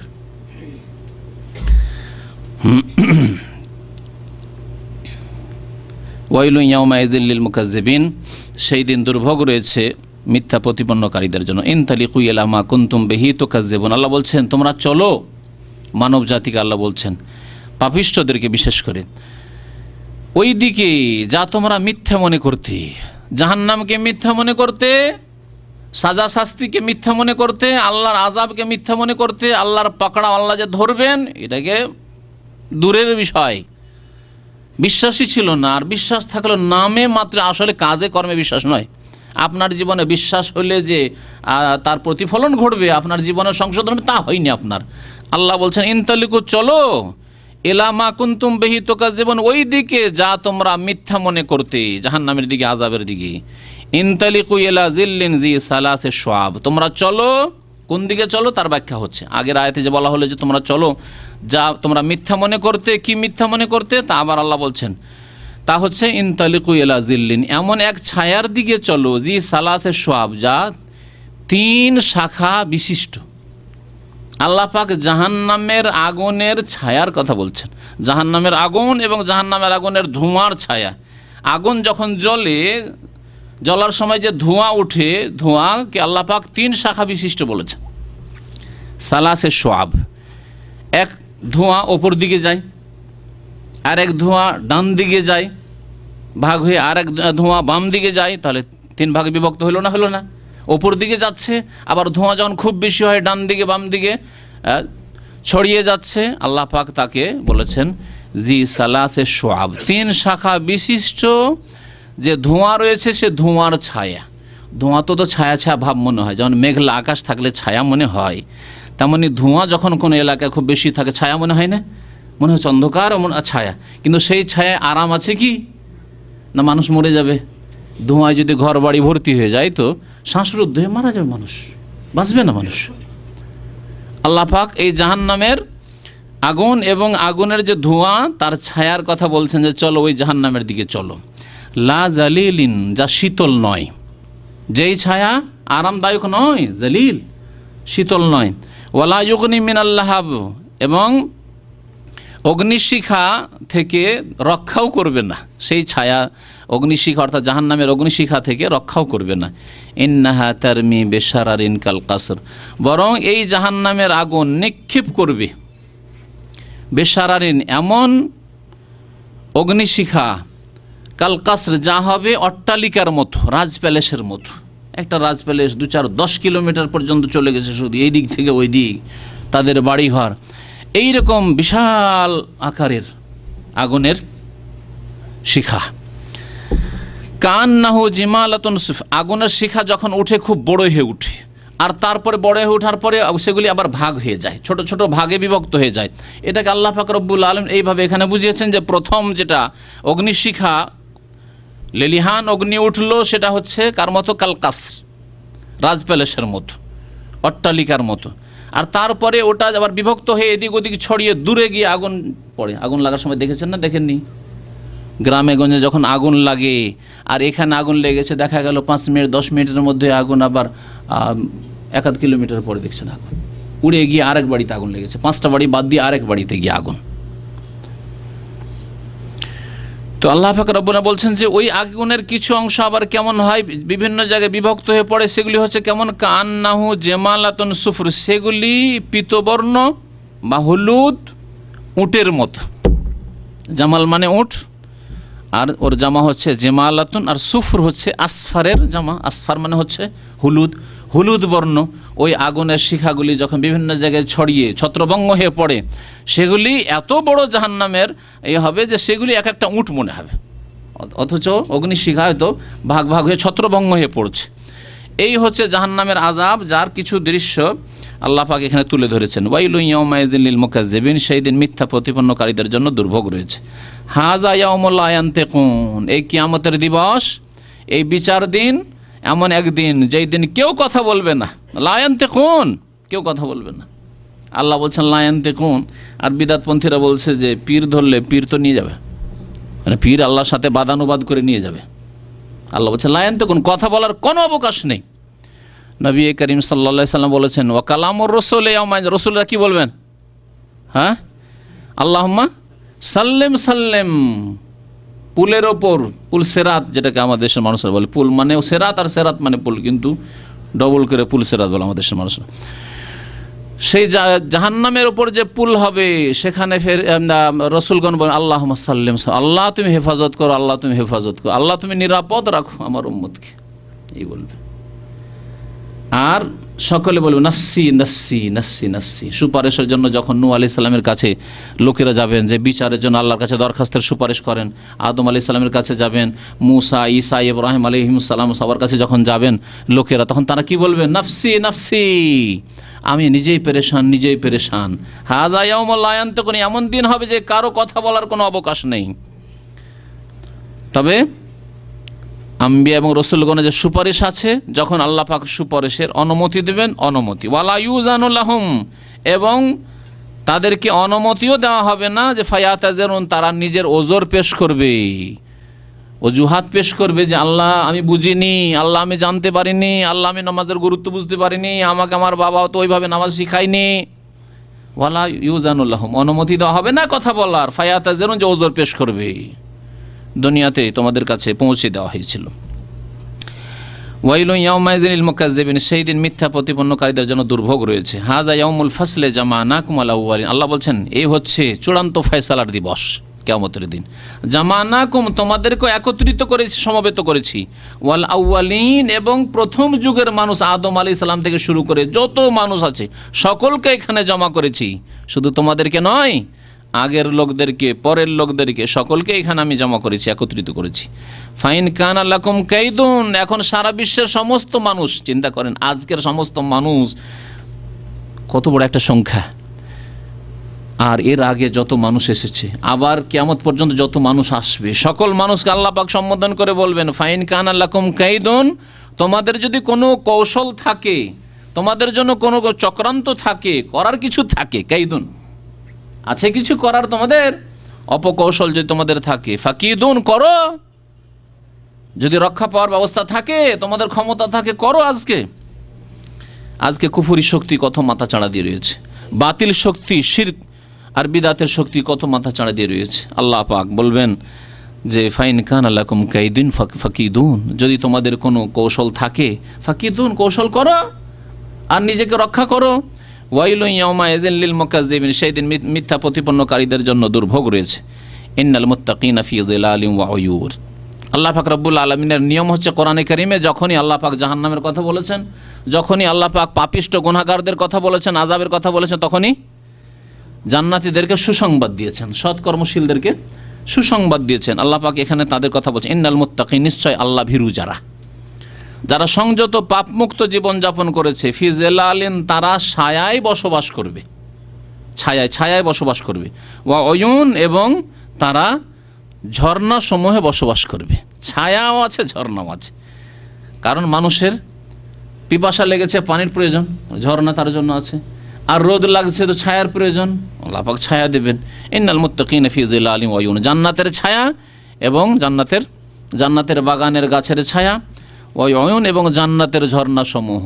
জান্নাতের ছায়া কি? দুনিয়ার গাছ, হ্যাঁ, এই ছোটখাটো গাছ। নবী করিম সাল্লাল্লাহু আলাইহি ওয়াসাল্লামের হাদিস, ইন্না ফিল জান্নাতি লাশাজারা, জান্নাতে একটি গাছের বিবরণ শুধু নবী সাল্লাল্লাহু আলাইহি ওয়াসাল্লাম দিয়েছেন। ইয়াসিরুর রাকিবুল জাওয়াদু ফি যিল্লিহা মিয়াতু আম, একজন ঘোড়ায় আরোহণকারী, ঘোড়ার সওয়ারি, সে ঘোড়া নিয়ে দ্রুতগামী, জাওয়াদ মানে দ্রুতগামী ঘোড়া নিয়ে সে চলতে থাকবে, দ্রুত চলতে থাকবে ওই গাছের তলায়। কতদিন? মিয়াতু আমিন, 100 বছর, 100 বছর। তারপরে শেষ হয়ে যাবে ছায়া, লা ইয়াকতাউহা, তাও ছায়া শেষ হবে না, ছায়া অতিক্রম করতে পারবে না। সুবহানাল্লাহ, একটি গাছের কথা নবী করিম সাল্লাল্লাহু আলাইহি ওয়াসাল্লাম বলেছেন। আর জান্নাত বহু বচন, জান্নাতুনের, জান্নাত মানে বাগান, বাগান তো 2-4টা গাছ থাকলে হয় না, বাগান মানে তো অনেকগুলি গাছ। আবার জান্নাত বহু বাগান আর বাগান আর বাগান। আল্লাহ পাক রব্বুল আলামিন এই নিয়ামত তৈরি করে রেখেছেন।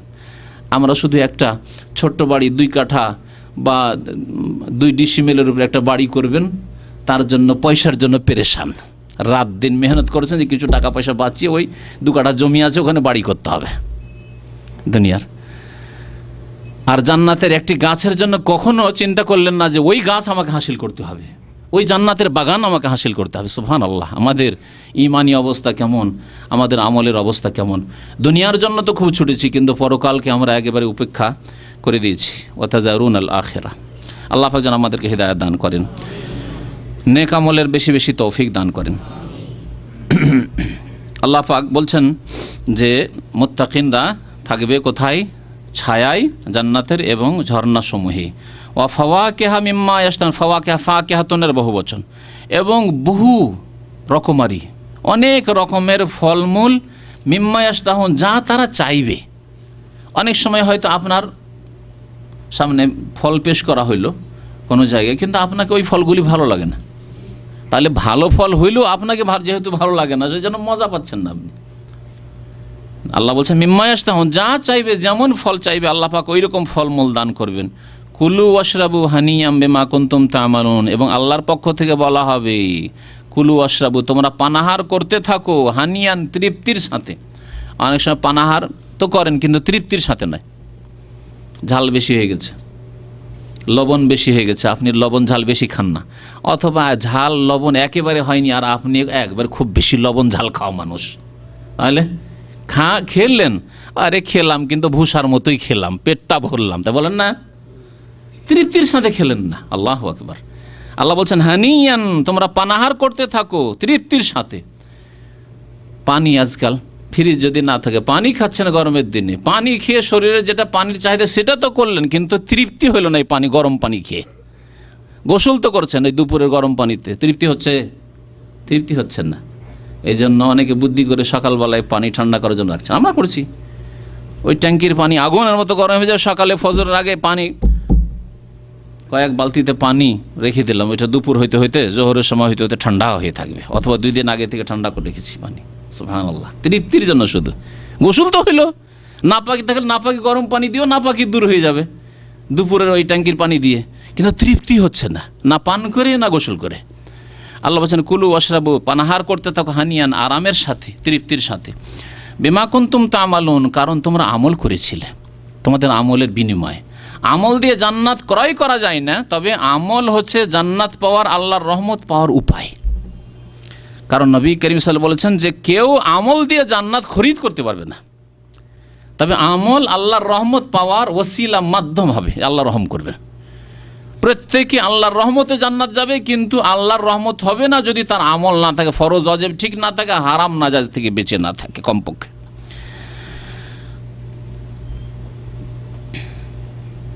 ইন্না কাযালিকা নাজিজিল মুহসিনিন। তারপর আল্লাহ পাক বলছেন নিশ্চয় আমি এইভাবেই সৎকর্মশীলদেরকে প্রতিদান দিয়ে থাকি। মুহসিনিন আল্লাহ বলেছেন, মুহসিনিন আল্লাহর হকের ক্ষেত্রে, ইবাদত বন্দেগীর ক্ষেত্রে, আর মুহসিনিন মানুষের সাথে আখলাক আচরণের ক্ষেত্রে। ইহসান, মুহসিনিন ইহসান থেকে, তাহলে ইহসান আল্লাহর ইবাদতে করতে হবে এবং ইহসান মানুষের সাথে করতে হবে, আল্লাহর সৃষ্টির সাথে করতে হবে, মাখলুকের সাথে করতে হবে।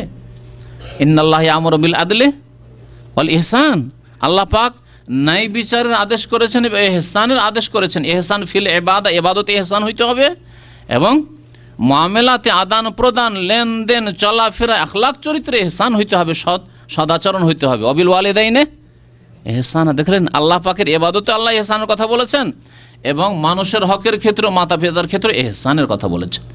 ইন্না কাযালিকা নাজিজিল মুহসিন, যাদের ইহসান আছে ইবাদতে এবং আখলাকে, তাদেরকে আল্লাহ উত্তম প্রতিদান দেবেন, এই জান্নাত বলবেন। এইভাবে আমি উত্তম প্রতিদান দিয়ে থাকি, জান্নাত দিয়ে থাকি। ইবাদতে ইহসান কি? নবী করিম সাল্লাল্লাহু আলাইহি ওয়াসাল্লামের হাদিসে জিবরিল রয়েছে, আনতা আবুদাল্লাহ কান্নাকা তারাহু। যখন ইহসান সম্পর্কে জিবরাইল আলাইহিস সালাম নবী করিম সাল্লাল্লাহু আলাইহি ওয়াসাল্লামকে জিজ্ঞাসা করলেন, মানুষের রূপ ধরে এসে মসজিদ নববীতে বলেছিলেন যে ইহসান, আল্লাহ পাকের ইবাদতে ইহসান, সৎকর্মশীল হওয়া, নিষ্ঠাবান হওয়া, ইখলাসওয়ালা হওয়া হচ্ছে এই যে আল্লাহ পাকের ইবাদত করবে এমন ভাবে কান্নাকা তারাহু, যেন আল্লাহকে তুমি দেখে ইবাদত করছো। জানো দেখা যায় না, কিন্তু যেন দেখে ইবাদত করছো, দেখলে যেমন হয়তো সেই রকমই ইবাদত তোমার, একবারে মনোযোগ দিয়ে ইখলাসের সাথে। ফাইন লাম তাকুন তারাহু, যদি এই রকম উচ্চ পর্যায়ের ইবাদত বন্দেগীকারী যদি না হইতে পারো, পরহেজগার না হইতে পারো, ফাইন্নাহু ইয়ারা, কমের পক্ষে এতটুকু ঈমান এবং ইয়াকিন রাখবে, দৃঢ় বিশ্বাস রাখবে, ফাইন্নাহু ইয়ারা, আল্লাহ তোমাকে দেখছেন। শুধু নামাজের সময় নয়, কারণ অনেকে এবার এই হাদিসটিকে আনতাবুদাল্লাহ, আল্লাহ নবী কি বলেছেন, হ্যাঁ আল্লাহর ইবাদত করবে, এই কথা বলেনি যে তুমি নামাজ পড়বে, তখন নামাজের সময় তুমি আল্লাহকে যেন আমি দেখছি, অথবা আল্লাহ আমাকে দেখছেন ওই সময়। কিন্তু দোকানে যখন ব্যবসা করছেন, হ্যাঁ এক্সপায়ার মাল বিক্রি করে দিলেন, দেখছেন যে এটা এক্সপায়ার মাল, কিন্তু দেখছেন লোকটা মূর্খ, পড়াশোনা জানে না, নিয়ে যাবে, অথবা খুব তাড়াহুড়াতে আছে, এ দিয়ে দিলে নিয়ে যাবে। হয়েছে এরকম, একবার আইসক্রিম কিনছি এখানে সুপার মার্কেটে, এ বাড়িতে নিয়ে এসে দেখি এক্সপায়ার হয়ে গেছে, 2 সপ্তাহ আগে এক্সপায়ার হয়ে গেছে। জানে না, দোকানওয়ালা অবশ্যই জানে। এহসান না মানুষের সাথে এহসান করলেন, না আল্লাহর সাথে এহসান করলেন আপনি। তো এখানে এহসান মানে হচ্ছে আল্লাহকে যেন দেখে তুমি ইবাদতবন্দি করছো, অথবা কমের পক্ষে এতটুকু বিশ্বাস রাখো, ইয়াকিন তোমার জীবনে যেন প্রতিফলিত হয় যে আল্লাহ তোমাকে দেখছেন। আমি স্টিকার লাগাচ্ছি 2 নম্বরই, নিয়ে আসছি মাল থাইল্যান্ড থেকে, লিখছি মেড ইন বাংলাদেশ, হ্যাঁ তৈরি হচ্ছে এখানে জেদ্দায়, আর লিখছি আমি মেড ইন জাপান, মানে যেই দেশের উপর আকর্ষণ আছে, ইত্যাদি ইত্যাদি। না, কখনো না। ডেট এক্সপায়ার হয়ে গেছে, আবার নতুন করে ডেট মারছি তাতে। এইভাবে কত রকমের যে জালিয়াতি, ধোঁকাবাজি চলছে। আল্লাহ আমাকে দেখছেন, আপনাকে দেখছেন, এইরকম ধারণা আছে? আপনি আপনার মায়ের সামনে অশ্লীল ছবি দেখতে পারবেন? আপনার বাবার সামনে বসে অশ্লীল ছবি দেখতে পারবেন? এমনকি আপনার স্ত্রীর সামনেও আপনি অনেক কিছুই করতে পারবেন না। আপনি কারোর সাথে অবৈধ টেলিফোন করছেন, স্ত্রীর সামনে পারবেন? জুতা খাওয়ার ভয় আছে, আজকাল মহিলাদের ভয়টাই বেশি, হ্যাঁ না, ওই জন্য তো দাঁড়িয়ে রাখতে পারেন না অনেকে, আর স্ত্রী পারমিশন দেন এর ভাই। যদি এত ভয় যদি হয়, তাহলে আপনার স্ত্রীর সামনে কখনো আপনি অন্য কোনো মহিলাকে টেলিফোন করতে পারবেন না লুকিয়ে? এক লোকের ঘটনা শুনছি যে ও টেলিফোন করতো লুকিয়ে লুকিয়ে, স্ত্রী আছে তারপর টেলিফোন করতো। কি করতো? বাড়ি থেকে বেরিয়ে যেত, বাড়ি থেকে বেরিয়ে বাইরে ঘুরছে, ও স্ত্রীকে দেখাতে যে আমি একটু হাওয়া খেতে গেছি, একটু ওয়াকিংয়ে গেছি। আসলো কি কেন, আধা ঘন্টা ও টেলিফোন করে আসতো। দেখেন তাহলে স্ত্রীর ভয় কত। স্ত্রী যদি দেখে আর জানতে পারে যে আমি টেলিফোন করছি কোনো মহিলাকে, তাহলে আমার অবস্থা খারাপ করে দিবে। আর রব্বুল আলামিন, স্ত্রীর রব, তিনি কি করবেন? কোথায় ইবাদত বন্দেগী, কোথায় ইহসান? আল্লাহ পাক রব্বুল দেখছেন যে তুমি অবৈধ কারোর সাথে কথা বলছো, হারাম কথা বলছো, তুমি কেন এই গুপ্ত সম্পর্ক তোমার। এইভাবে আল্লাহর হকের ক্ষেত্রে ইহসান কায়েম করতে হবে, আর মানুষের হকের ক্ষেত্রে সদাচরণ, ভালো আখলাক, ভালো চরিত্রে পেশ করা হচ্ছে ইহসান, যা আল্লাহ মাতা পিতা থেকে শুরু করেছেন। ওয়াকাযা রাব্বুকা আল্লা তা'বুদু ইল্লা ইয়াহু ওয়া বিল ওয়ালিদাইনি ইহসানা ওয়া'বুদুল্লাহ ওয়া লা তুশরিকু বিহি শাইআন ওয়া বিল ওয়ালিদাইনি ইহসানা ওয়া ওয়াসাইনাল ইনসানা বিওয়ালিদাইহি ইহসানা। কত যে আল্লাহ পাক ইহসানের কথা বলেছেন। আর তারপরে ওয়া আহসিনু ইন্নাল্লাহা ইউহিব্বুল মুহসিনিন ওয়া আহসিন কামা আহসানাল্লাহু ইলাইক, যেমন আল্লাহ তোমার উপর অনুগ্রহ করেছেন, ইহসান করে তুমিও ইহসান করো, মানুষের সাথে ভালো আচরণ করো।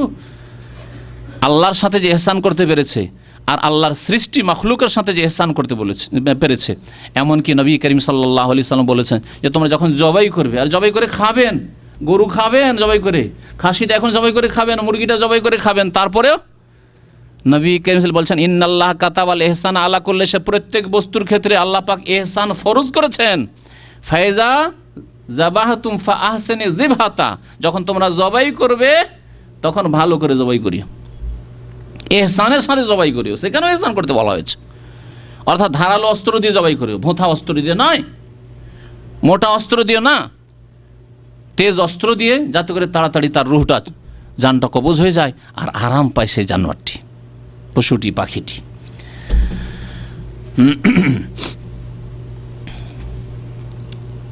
তো বলছিলাম যে ইন্না কাযালিকা নাজজিল মুহসিনিন, আল্লাহ বলবেন নিশ্চয় আমি এইভাবেই মুহসিনিনদেরকে, সৎকর্মশীলদেরকে, ইহসানকারীদেরকে বদলা দিয়ে থাকি, প্রতিদান দিয়ে থাকি।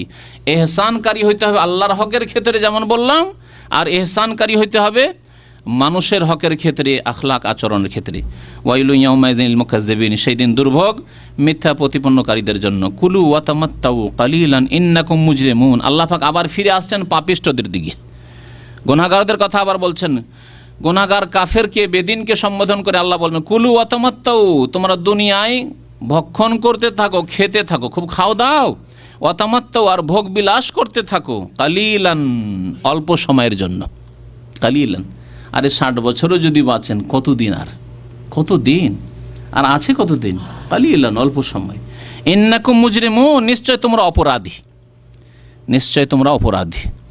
আল্লাহ পাক বেনামাজিদেরকে কি বলেছেন কোরআনে কারীমের, এর আগে পড়েছেন না সূরাতুল মুদ্দাসসিরে, ফি জান্নাতি ইয়াতাসাআলুনা আনিল মুজরিমিন, অপরাধীদেরকে জিজ্ঞাসা করবেন আল্লাহ পাক, জাহান্নামীদেরকে জিজ্ঞাসা করবেন মা সালাকাকুম ফি সাকার, জাহান্নামে কেন তোমরা গেলে। হ্যাঁ, জান্নাতীরা জিজ্ঞাসা করবে জাহান্নামীদের সম্পর্কে, বা জাহান্নামীদেরকে জিজ্ঞাসা করবে, আল্লাহ পাক কোরআনে উল্লেখ করেছেন। কালু, তখন জবাব তারা কি দেবে, লাম নাকুম মিনাল মুসাল্লিন, প্রথম জবাব হচ্ছে আমরা নামাজ পড়তাম না। তাহলে আপনার নামাজ না পড়া, এক ওয়াক্ত নামাজ ছাড়া, ফজর ছাড়া, এটি আপনার বড় অপরাধ কোরআনের ভাষায়। আপনি অপরাধী মানে শুধু খুনি ভাববেন না, হ্যাঁ নিশ্চয়ই তারা অপরাধী। অপরাধী মানে শুধু সন্ত্রাসী ভাববেন না, নিশ্চয়ই তারা অপরাধী, কিন্তু আপনি বেনামাজি, আপনি বড় অপরাধী। অপরাধী মানে শুধু ভাববেন না যে মদ খায়, যে জুয়া খেলে, আর যে দুষ্টামি করে, সেই অপরাধী নয়, বরং আপনি নামাজে গেলেন না, হাইয়া আলাস সালাহ হাইয়া আলাল ফালাহ, আপনি বড় অপরাধী। আল্লাহ পাক বলছেন ফি জান্নাতি ইয়াতাসাআলুনা আনিল মুজরিমিন, অপরাধীদের সম্পর্কে জিজ্ঞাসা করা হবে। মা সালাকাকুম ফি সাকার, জাহান্নামে কেন, বলবে লাম নাকুম মিনাল মুসাল্লিন, আমরা নামাজ পড়তাম না, মুসল্লি ছিলাম না। আল্লাহ পাক বলছেন যে তোমরা খেতে থাকো, আর কিছু দিনের জন্য, অল্প সময়ের জন্য ভোগ করতে থাকো। ইন্নাকুম মুজরিমুন, নিশ্চয় তোমরা অপরাধী। ওয়াইলু ইয়াউমাইযিন লিল মুকাজ্জিবিন, সেই দিন দুর্ভোগ রয়েছে, ওয়াইল নামক জাহান্নাম রয়েছে মিথ্যা প্রতিপন্নকারীদের জন্য, সত্যকে প্রত্যাখ্যানকারীদের জন্য। ওয়াইযা কিলা লাহুম ইরকাউ লা ইয়ারকাউন, যখন তাদেরকে বলা হতো ইরকাউ, তোমরা নত হও, লা ইয়ারকাউন, তারা নত হইতো না। এই আয়াতের দুইটি তাফসীর, একটি হচ্ছে বাহ্যিক তাফসীর, যে রুকু করা, রাকায়ার কাও মানে রুকু করা। তাদেরকে যখন বলা হয়তো রুকু করো মানে নামাজ পড়ো, নামাজের একটি রুকন ফরজ হচ্ছে রুকু, আর একটি অঙ্গ দিয়ে কি বলা হয়েছে, গোটা নামাজকে উদ্দেশ্য করা হয়েছে। যেমন কোরআনে কারীম আল্লাহ পাক সিজদা করতে বলেছেন মানে নামাজ পড়ো, তাসবিহ করতে বলেছেন মানে নামাজ পড়ো। নামাজের একটি অংশ হচ্ছে তাসবিহ, নামাজের একটি অংশ হচ্ছে সিজদা। ওই রকম আল্লাহ পাক বলেছেন ওয়ারকাউ মা রাকাইন, সূরা বাকারা বলেছেন রুকুকারীদের সাথে রুকু করো, মানে জামাতের সাথে নামাজ পড়ো। আমরা যেমন নিজের ভাষায় বলে থাকি যে ভাই আপনার চেহারাটা অনেক দিন ধরে দেখিনি, তার মানে কি? ওর হাত দেখেছেন না, পা দেখেছেন, আর কিছু দেখেছেন না, মানে ওকে দেখেননি। ওই রকমই আল্লাহ পাক রব্বুল রুকু বলে নামাজকে উদ্দেশ্য করেছেন। তাহলে তাফসীর কি হবে? ওয়াইজা কিলা লাহুমুর কাউ, যখন ওই লোকগুলিকে বলা হতো যে ভাইরা নামাজ পড়ো, ওই কাউ নামাজ পড়ো, লায়ের কেমন, তার রুকু করতো না, মানে নামাজ পড়তো না, ফরজ নামাজ পড়তো না। ওয়াইলুন ইয়াউমাইযিল লিল মুকাজ্জিবিন, সেই জন্য এই রকম মিথ্যা প্রতিপন্নকারী, সত্যকে প্রত্যাখ্যানকারীদের জন্য ওয়াইল নামক জাহান্নাম রয়েছে, বা সর্বনাশ রয়েছে, দুর্ভোগ রয়েছে। আর আরেকটি অর্থ হচ্ছে ব্যাপক অর্থ তাফসীর, তা হচ্ছে ওয়াইযা কিলা লাহুম ইরকাউ, ইরকাউ রাকা, ইরকাউ মানে ঝুঁকা, ঝুঁকে যাওয়া, নত হওয়া। কারণ রুকুতে কি হয়? মানুষ নত হয়, রুকু মানে নত হওয়া। শাব্দিক অর্থ রাকা ইরকাউ মানে ঝুঁকে যাওয়া, নত হওয়া। তাদেরকে যখন বলা হইতো যে তোমরা ইসলামের বিধানের সামনে ঝুঁকে যাও, শির নত করো, আত্মসমর্পণ করো, মেনে নাও, আল্লাহর প্রতি বিশ্বাস করো, রাসূলের প্রতি বিশ্বাস করো, পরকালের প্রতি বিশ্বাস করো, না দেখে বিশ্বাস করো যে আল্লাহ এবং রাসূল বিশ্বাস করতে বলেছেন, 5 ওয়াক্ত নামাজ মেনে নাও, রোজা মেনে নাও, যাকাত মেনে নাও, হজ মেনে নাও, ইত্যাদি। এই হচ্ছে ইসলামের বিধান সার্বিক জীবনে মেনে নাও। ওয়াইজা কিলা লাহুমুর কাউ, যখন তাদেরকে বলা হতো যে তোমরা নত হয়ে যাও ইসলামী বিধানের সামনে, লায়ের কাউন, তারা নত হতো না, নতি স্বীকার করতো না, না না আমরা এইসব মানবো না। আরে চোরের হাত কাটা আজকাল বর্বরতা, না চোর আর কি অপরাধ করলো, 6 মাস না হয় জেল দেবে, সেই লোকটি না হয় খুন করে দিয়েছে, যেন তাকে হত্যা করতে হবে, কেসাস, না না না এটা বর্বরতা, আর খুব বেশি কি করবেন, 5 বছর জেল দেন। এ হলো মানবরচিত বিধান। যারা এইরকম করবে, ওয়াইজা কিলা লাহুমুর কাউ, ইসলামী বিধানের সামনে শির নত করো, আল্লাহ যা বলেছেন তা পালন করো। আল্লাহ পাক যাদেরকে নেতৃত্ব দিয়েছেন তাদেরকে জিজ্ঞাসা করবেন যে এই খুনের কেসাস কেন হইল না, এই চোরের হাত কেন কাটা হইল না, এই জেনার জন্য সংসার কেন করা হইল না, অবিবাহিত জেনা করেছে তাকে কোড়া কেন লাগানো হইল না, লায়ের কাউন কেন ঝুঁকনি এর সামনে, লায়ের কাউন, তারা ঝুঁকনি। ওয়াইলুন ইয়াউমাইযিল লিল মুকাজ্জিবিন, সুতরাং তাদের জন্য দুর্ভোগ রয়েছে, যারা মুকাজ্জিবিন, যারা মিথ্যা প্রতিপন্নকারী, তাদের জন্য দুর্ভোগ রয়েছে।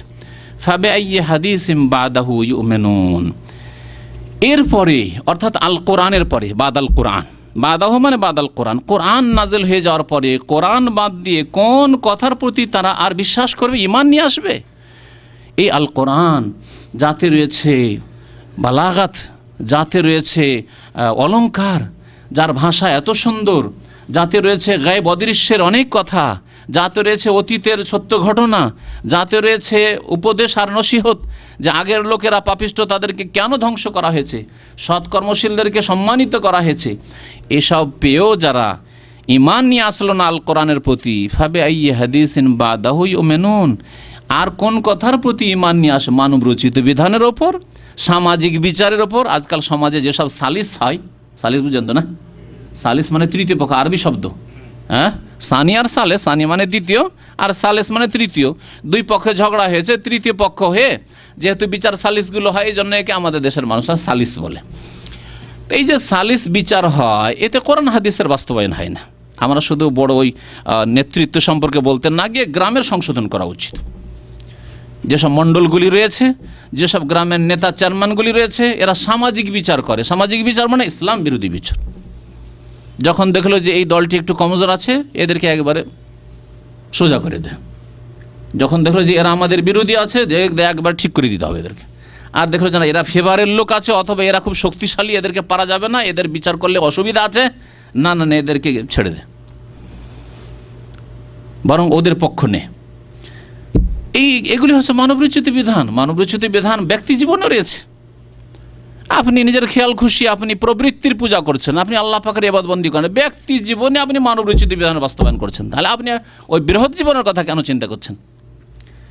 আপনার পারিবারিক ক্ষেত্রে আপনি পর্দা করছেন না, আপনার বাড়িতে ইসলামী পরিবার গঠন হয়নি, আপনার ছেলে মেয়েদেরকে ইসলাম শেখাচ্ছেন না, আপনি আপনার স্ত্রীকে আপনি ইসলামী পর্দা শেখাচ্ছেন না, আপনার স্ত্রীকে এখনও শেখাননি যে অবাধ মেলামেশা করতে হয় না, আমার যেসব আত্মীয়রা রয়েছে যেগুলি পর্দা করা ফরজ, তাদের সাথে তোমাকে সরাসরি গিয়ে তাদের সাথে বসে কথা বলা জায়েজ নয়, ইত্যাদি, এইগুলি শিখান না, আর আপনি বড় কথা চিন্তা করছেন।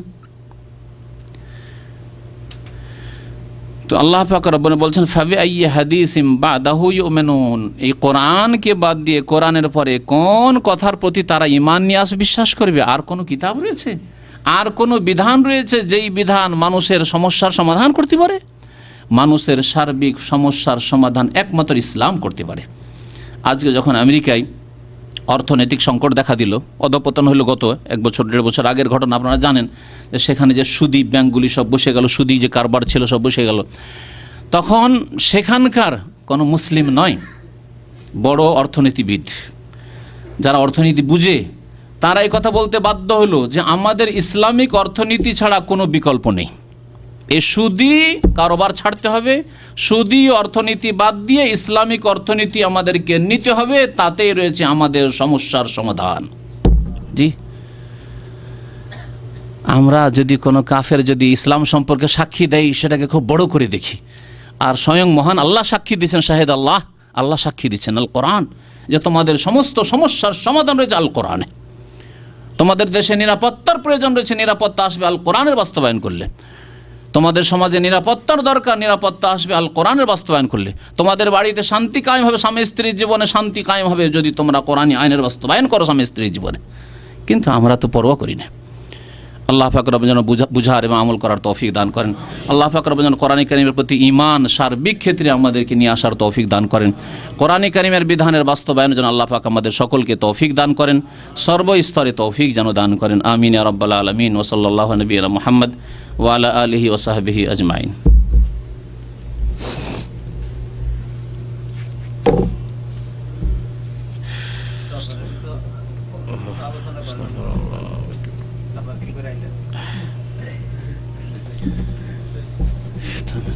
কিছু প্রশ্ন আছে নাকি?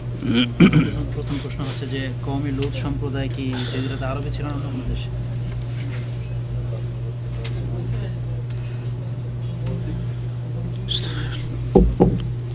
এক ভাই জিজ্ঞাসা করেছেন যে কওমে লূত কোথায় ছিল? কওমে লূত জাজিরা আরব মানে যে আরব যে আরবে আমরা আছি, সৌদি আরব মোটামুটি এটা হচ্ছে জাজিরা আরব বা সৌদি আরবের সাথে আশেপাশে যে গালফের দেশগুলি আছে, এখানে কওমে লূত ছিল না। কওমে লূত ছিল শাম দেশের দিকে, সাদ্দুম নামে একটি এলাকা ছিল, সেখানে এই লূত সম্প্রদায় মানে লূত আলাইহিস সালামের সম্প্রদায় জাতি বসবাস করত। আর যেটা এখন মৃত সাগরে আছে, আল বাহরুল মাইয়িত আরবিতে বলা হচ্ছে মৃত সাগর, এই সাগরের মধ্যে আছে ওই জায়গাটি।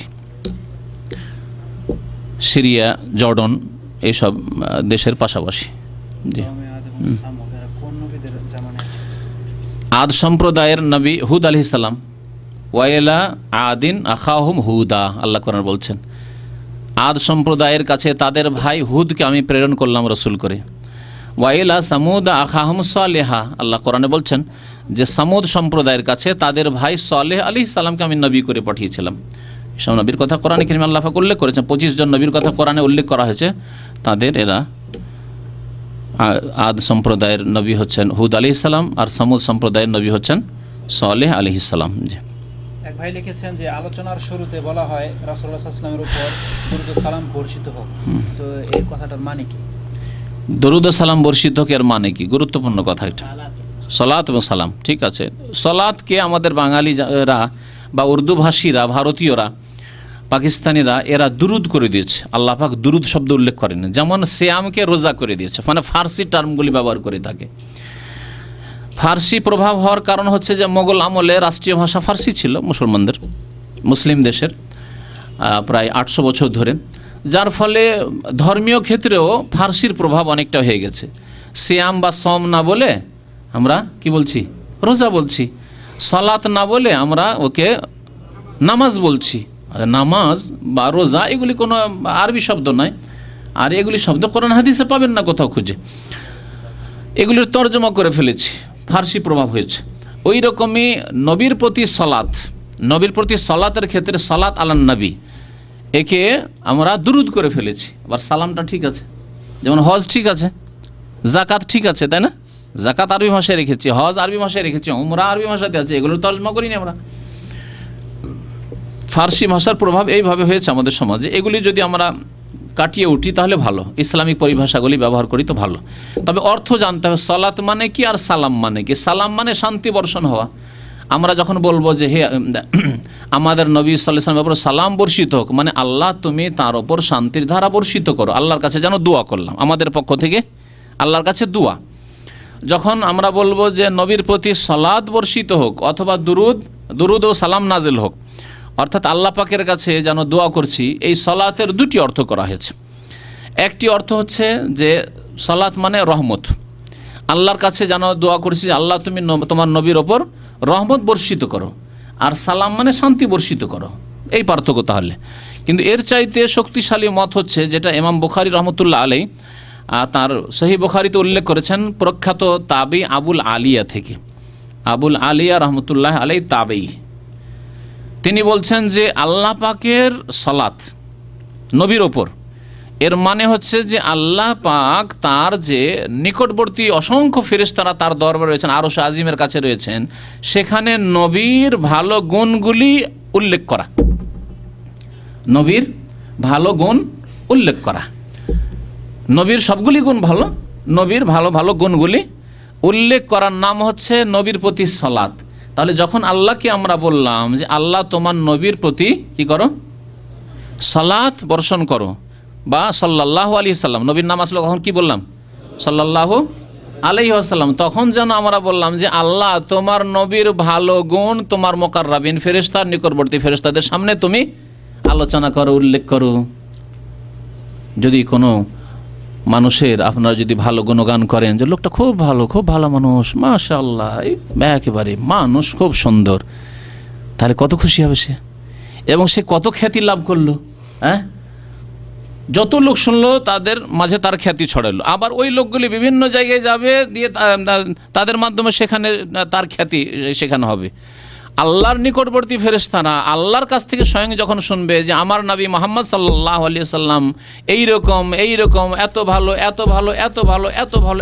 যখন শুনবেন, তারা ওই মুকাররাবিন ফেরেশতারা আবার যারা ষষ্ঠ আসমানে, পঞ্চম আসমানে, চতুর্থ আসমানে, তৃতীয় আসমানে, দ্বিতীয় আসমানে, অন্য জায়গায় অন্য ফেরেশতারা রয়েছেন যারা দূরে একটু ফেরেশতারা, আল্লাহর নিকটবর্তী ফেরেশতা নন, আরশ আজিমের কাছের ফেরেশতা নন, তাদের সামনে যখন উল্লেখ করেন যে আল্লাহ পাক বলছিলেন তার নবী সম্পর্কে এইরকম এত ভালো, কত তার খ্যাতি ছড়াচ্ছে ফেরেশতা জগতে, এর নাম হচ্ছে সালাত। এ হচ্ছে নবী করিম সাল্লাল্লাহু আলাইহি ওয়াসাল্লামের উপর সালাতের অর্থ, আর এটাই বেশি ঠিক, কারণ সালাম মানে শান্তি, আর শান্তির মধ্যে রহমত চলে আসছে। আল্লাহুম্মা সাল্লি আলা মুহাম্মদ ওয়া আলা আলি মুহাম্মদ কামা সাল্লাইতা আলা ইব্রাহিম ওয়া আলা আলি ইব্রাহিম ইন্নাকা হামিদুম মাজিদ। আল্লাহুম্মা বারিক আলা মুহাম্মাদিন ওয়া আলা আলি মুহাম্মদ কামা বারাকতা আলা ইব্রাহিম ওয়া আলা আলি ইব্রাহিম ইন্নাকা হামিদুম মাজিদ। আরেক ভাই প্রশ্ন করেছেন যে আমাদের দেশে ফজর নামাজের আজানের পূর্বে এবং পরে ইসলামিক গান গাওয়া হয়, যে এই দেশে হয় না, এটা কি ঠিক কিনা? আজানের আগে এবং পরে মাইকে আজকাল বিভিন্ন মসজিদে এরকম শুরু করেছে, বিদাতি মসজিদগুলিতে, যেগুলি করা জানি না শরীয়ত সম্মত, আশা করি নয়, কারণ এতে সকলের উপর তো জামাতে আসা ফরজ নয়, আর জামাতে ডাকার জন্য আজান যথেষ্ট। আজান দেওয়ার আগেই ঘুম খারাপ করে দিলেন আপনি আপনার কবিতা পড়ে আর গজল পড়ে, এই একটা আপনি মানুষের ক্ষতি করলেন। 2 নম্বর কথা হচ্ছে যে আজানের পরেও অনেকে আছে মহিলাদের জন্য জামাত নেই, মহিলারা বাড়িতে নামাজ পড়বে, শিশুদের জন্য জামাত নেই, ওই আপনাদের গজল শুনেও ছোট ছোট বাচ্চারা হয়তো উঠে গিয়ে মাকে জ্বালাতে শুরু করলো, তাহলে এগুলো ক্ষতি না? সুতরাং তারপরে এগুলো বিদআত। নবী সাল্লাল্লাহু আলাইহি ওয়াসাল্লাম সাহাবায়ে কেরামরা আজানের আগে পরে এইসব গজল পড়া, নাত পড়া, শের আশার পড়া, কাসিদা পড়া এগুলো করেননি। এই দৃষ্টিতে দেখলেও বিদআত এগুলি, আসলে এই বিদআতগুলি ছেড়ে দেওয়া উচিত। উপদেশ যদি দিতে হয় তাহলে উপদেশের সময় দেন, যেসব মানুষ জেগে আছে, মানুষের কোনো ডিস্টার্ব হচ্ছে না, মানুষের ক্ষতি হচ্ছে না, ঘুম খারাপ হচ্ছে না, এশার নামাজের পরে, মাগরিব এশার মাঝখানে ইত্যাদি, এই সময়গুলি দিনে আরামের সময় নয়। জোহর আসর মাঝখানে মানুষ আরাম করে, ওই সময় যদি আপনি লাগান ওয়াজ, মাইকে তেলাওয়াত, তাহলে তো লোকের আপনি ঘুম হারাম করে দিবেন। এক ভাই দোয়া চেয়েছেন, তার আব্বার জন্য অসুস্থ রয়েছেন, আল্লাহ পাক যেন শেফা দান করেন। এইভাবে যেসব ভাইদের অসুবিধা আছে আল্লাহ পাক যেন তাদের অসুবিধা দূর করেন।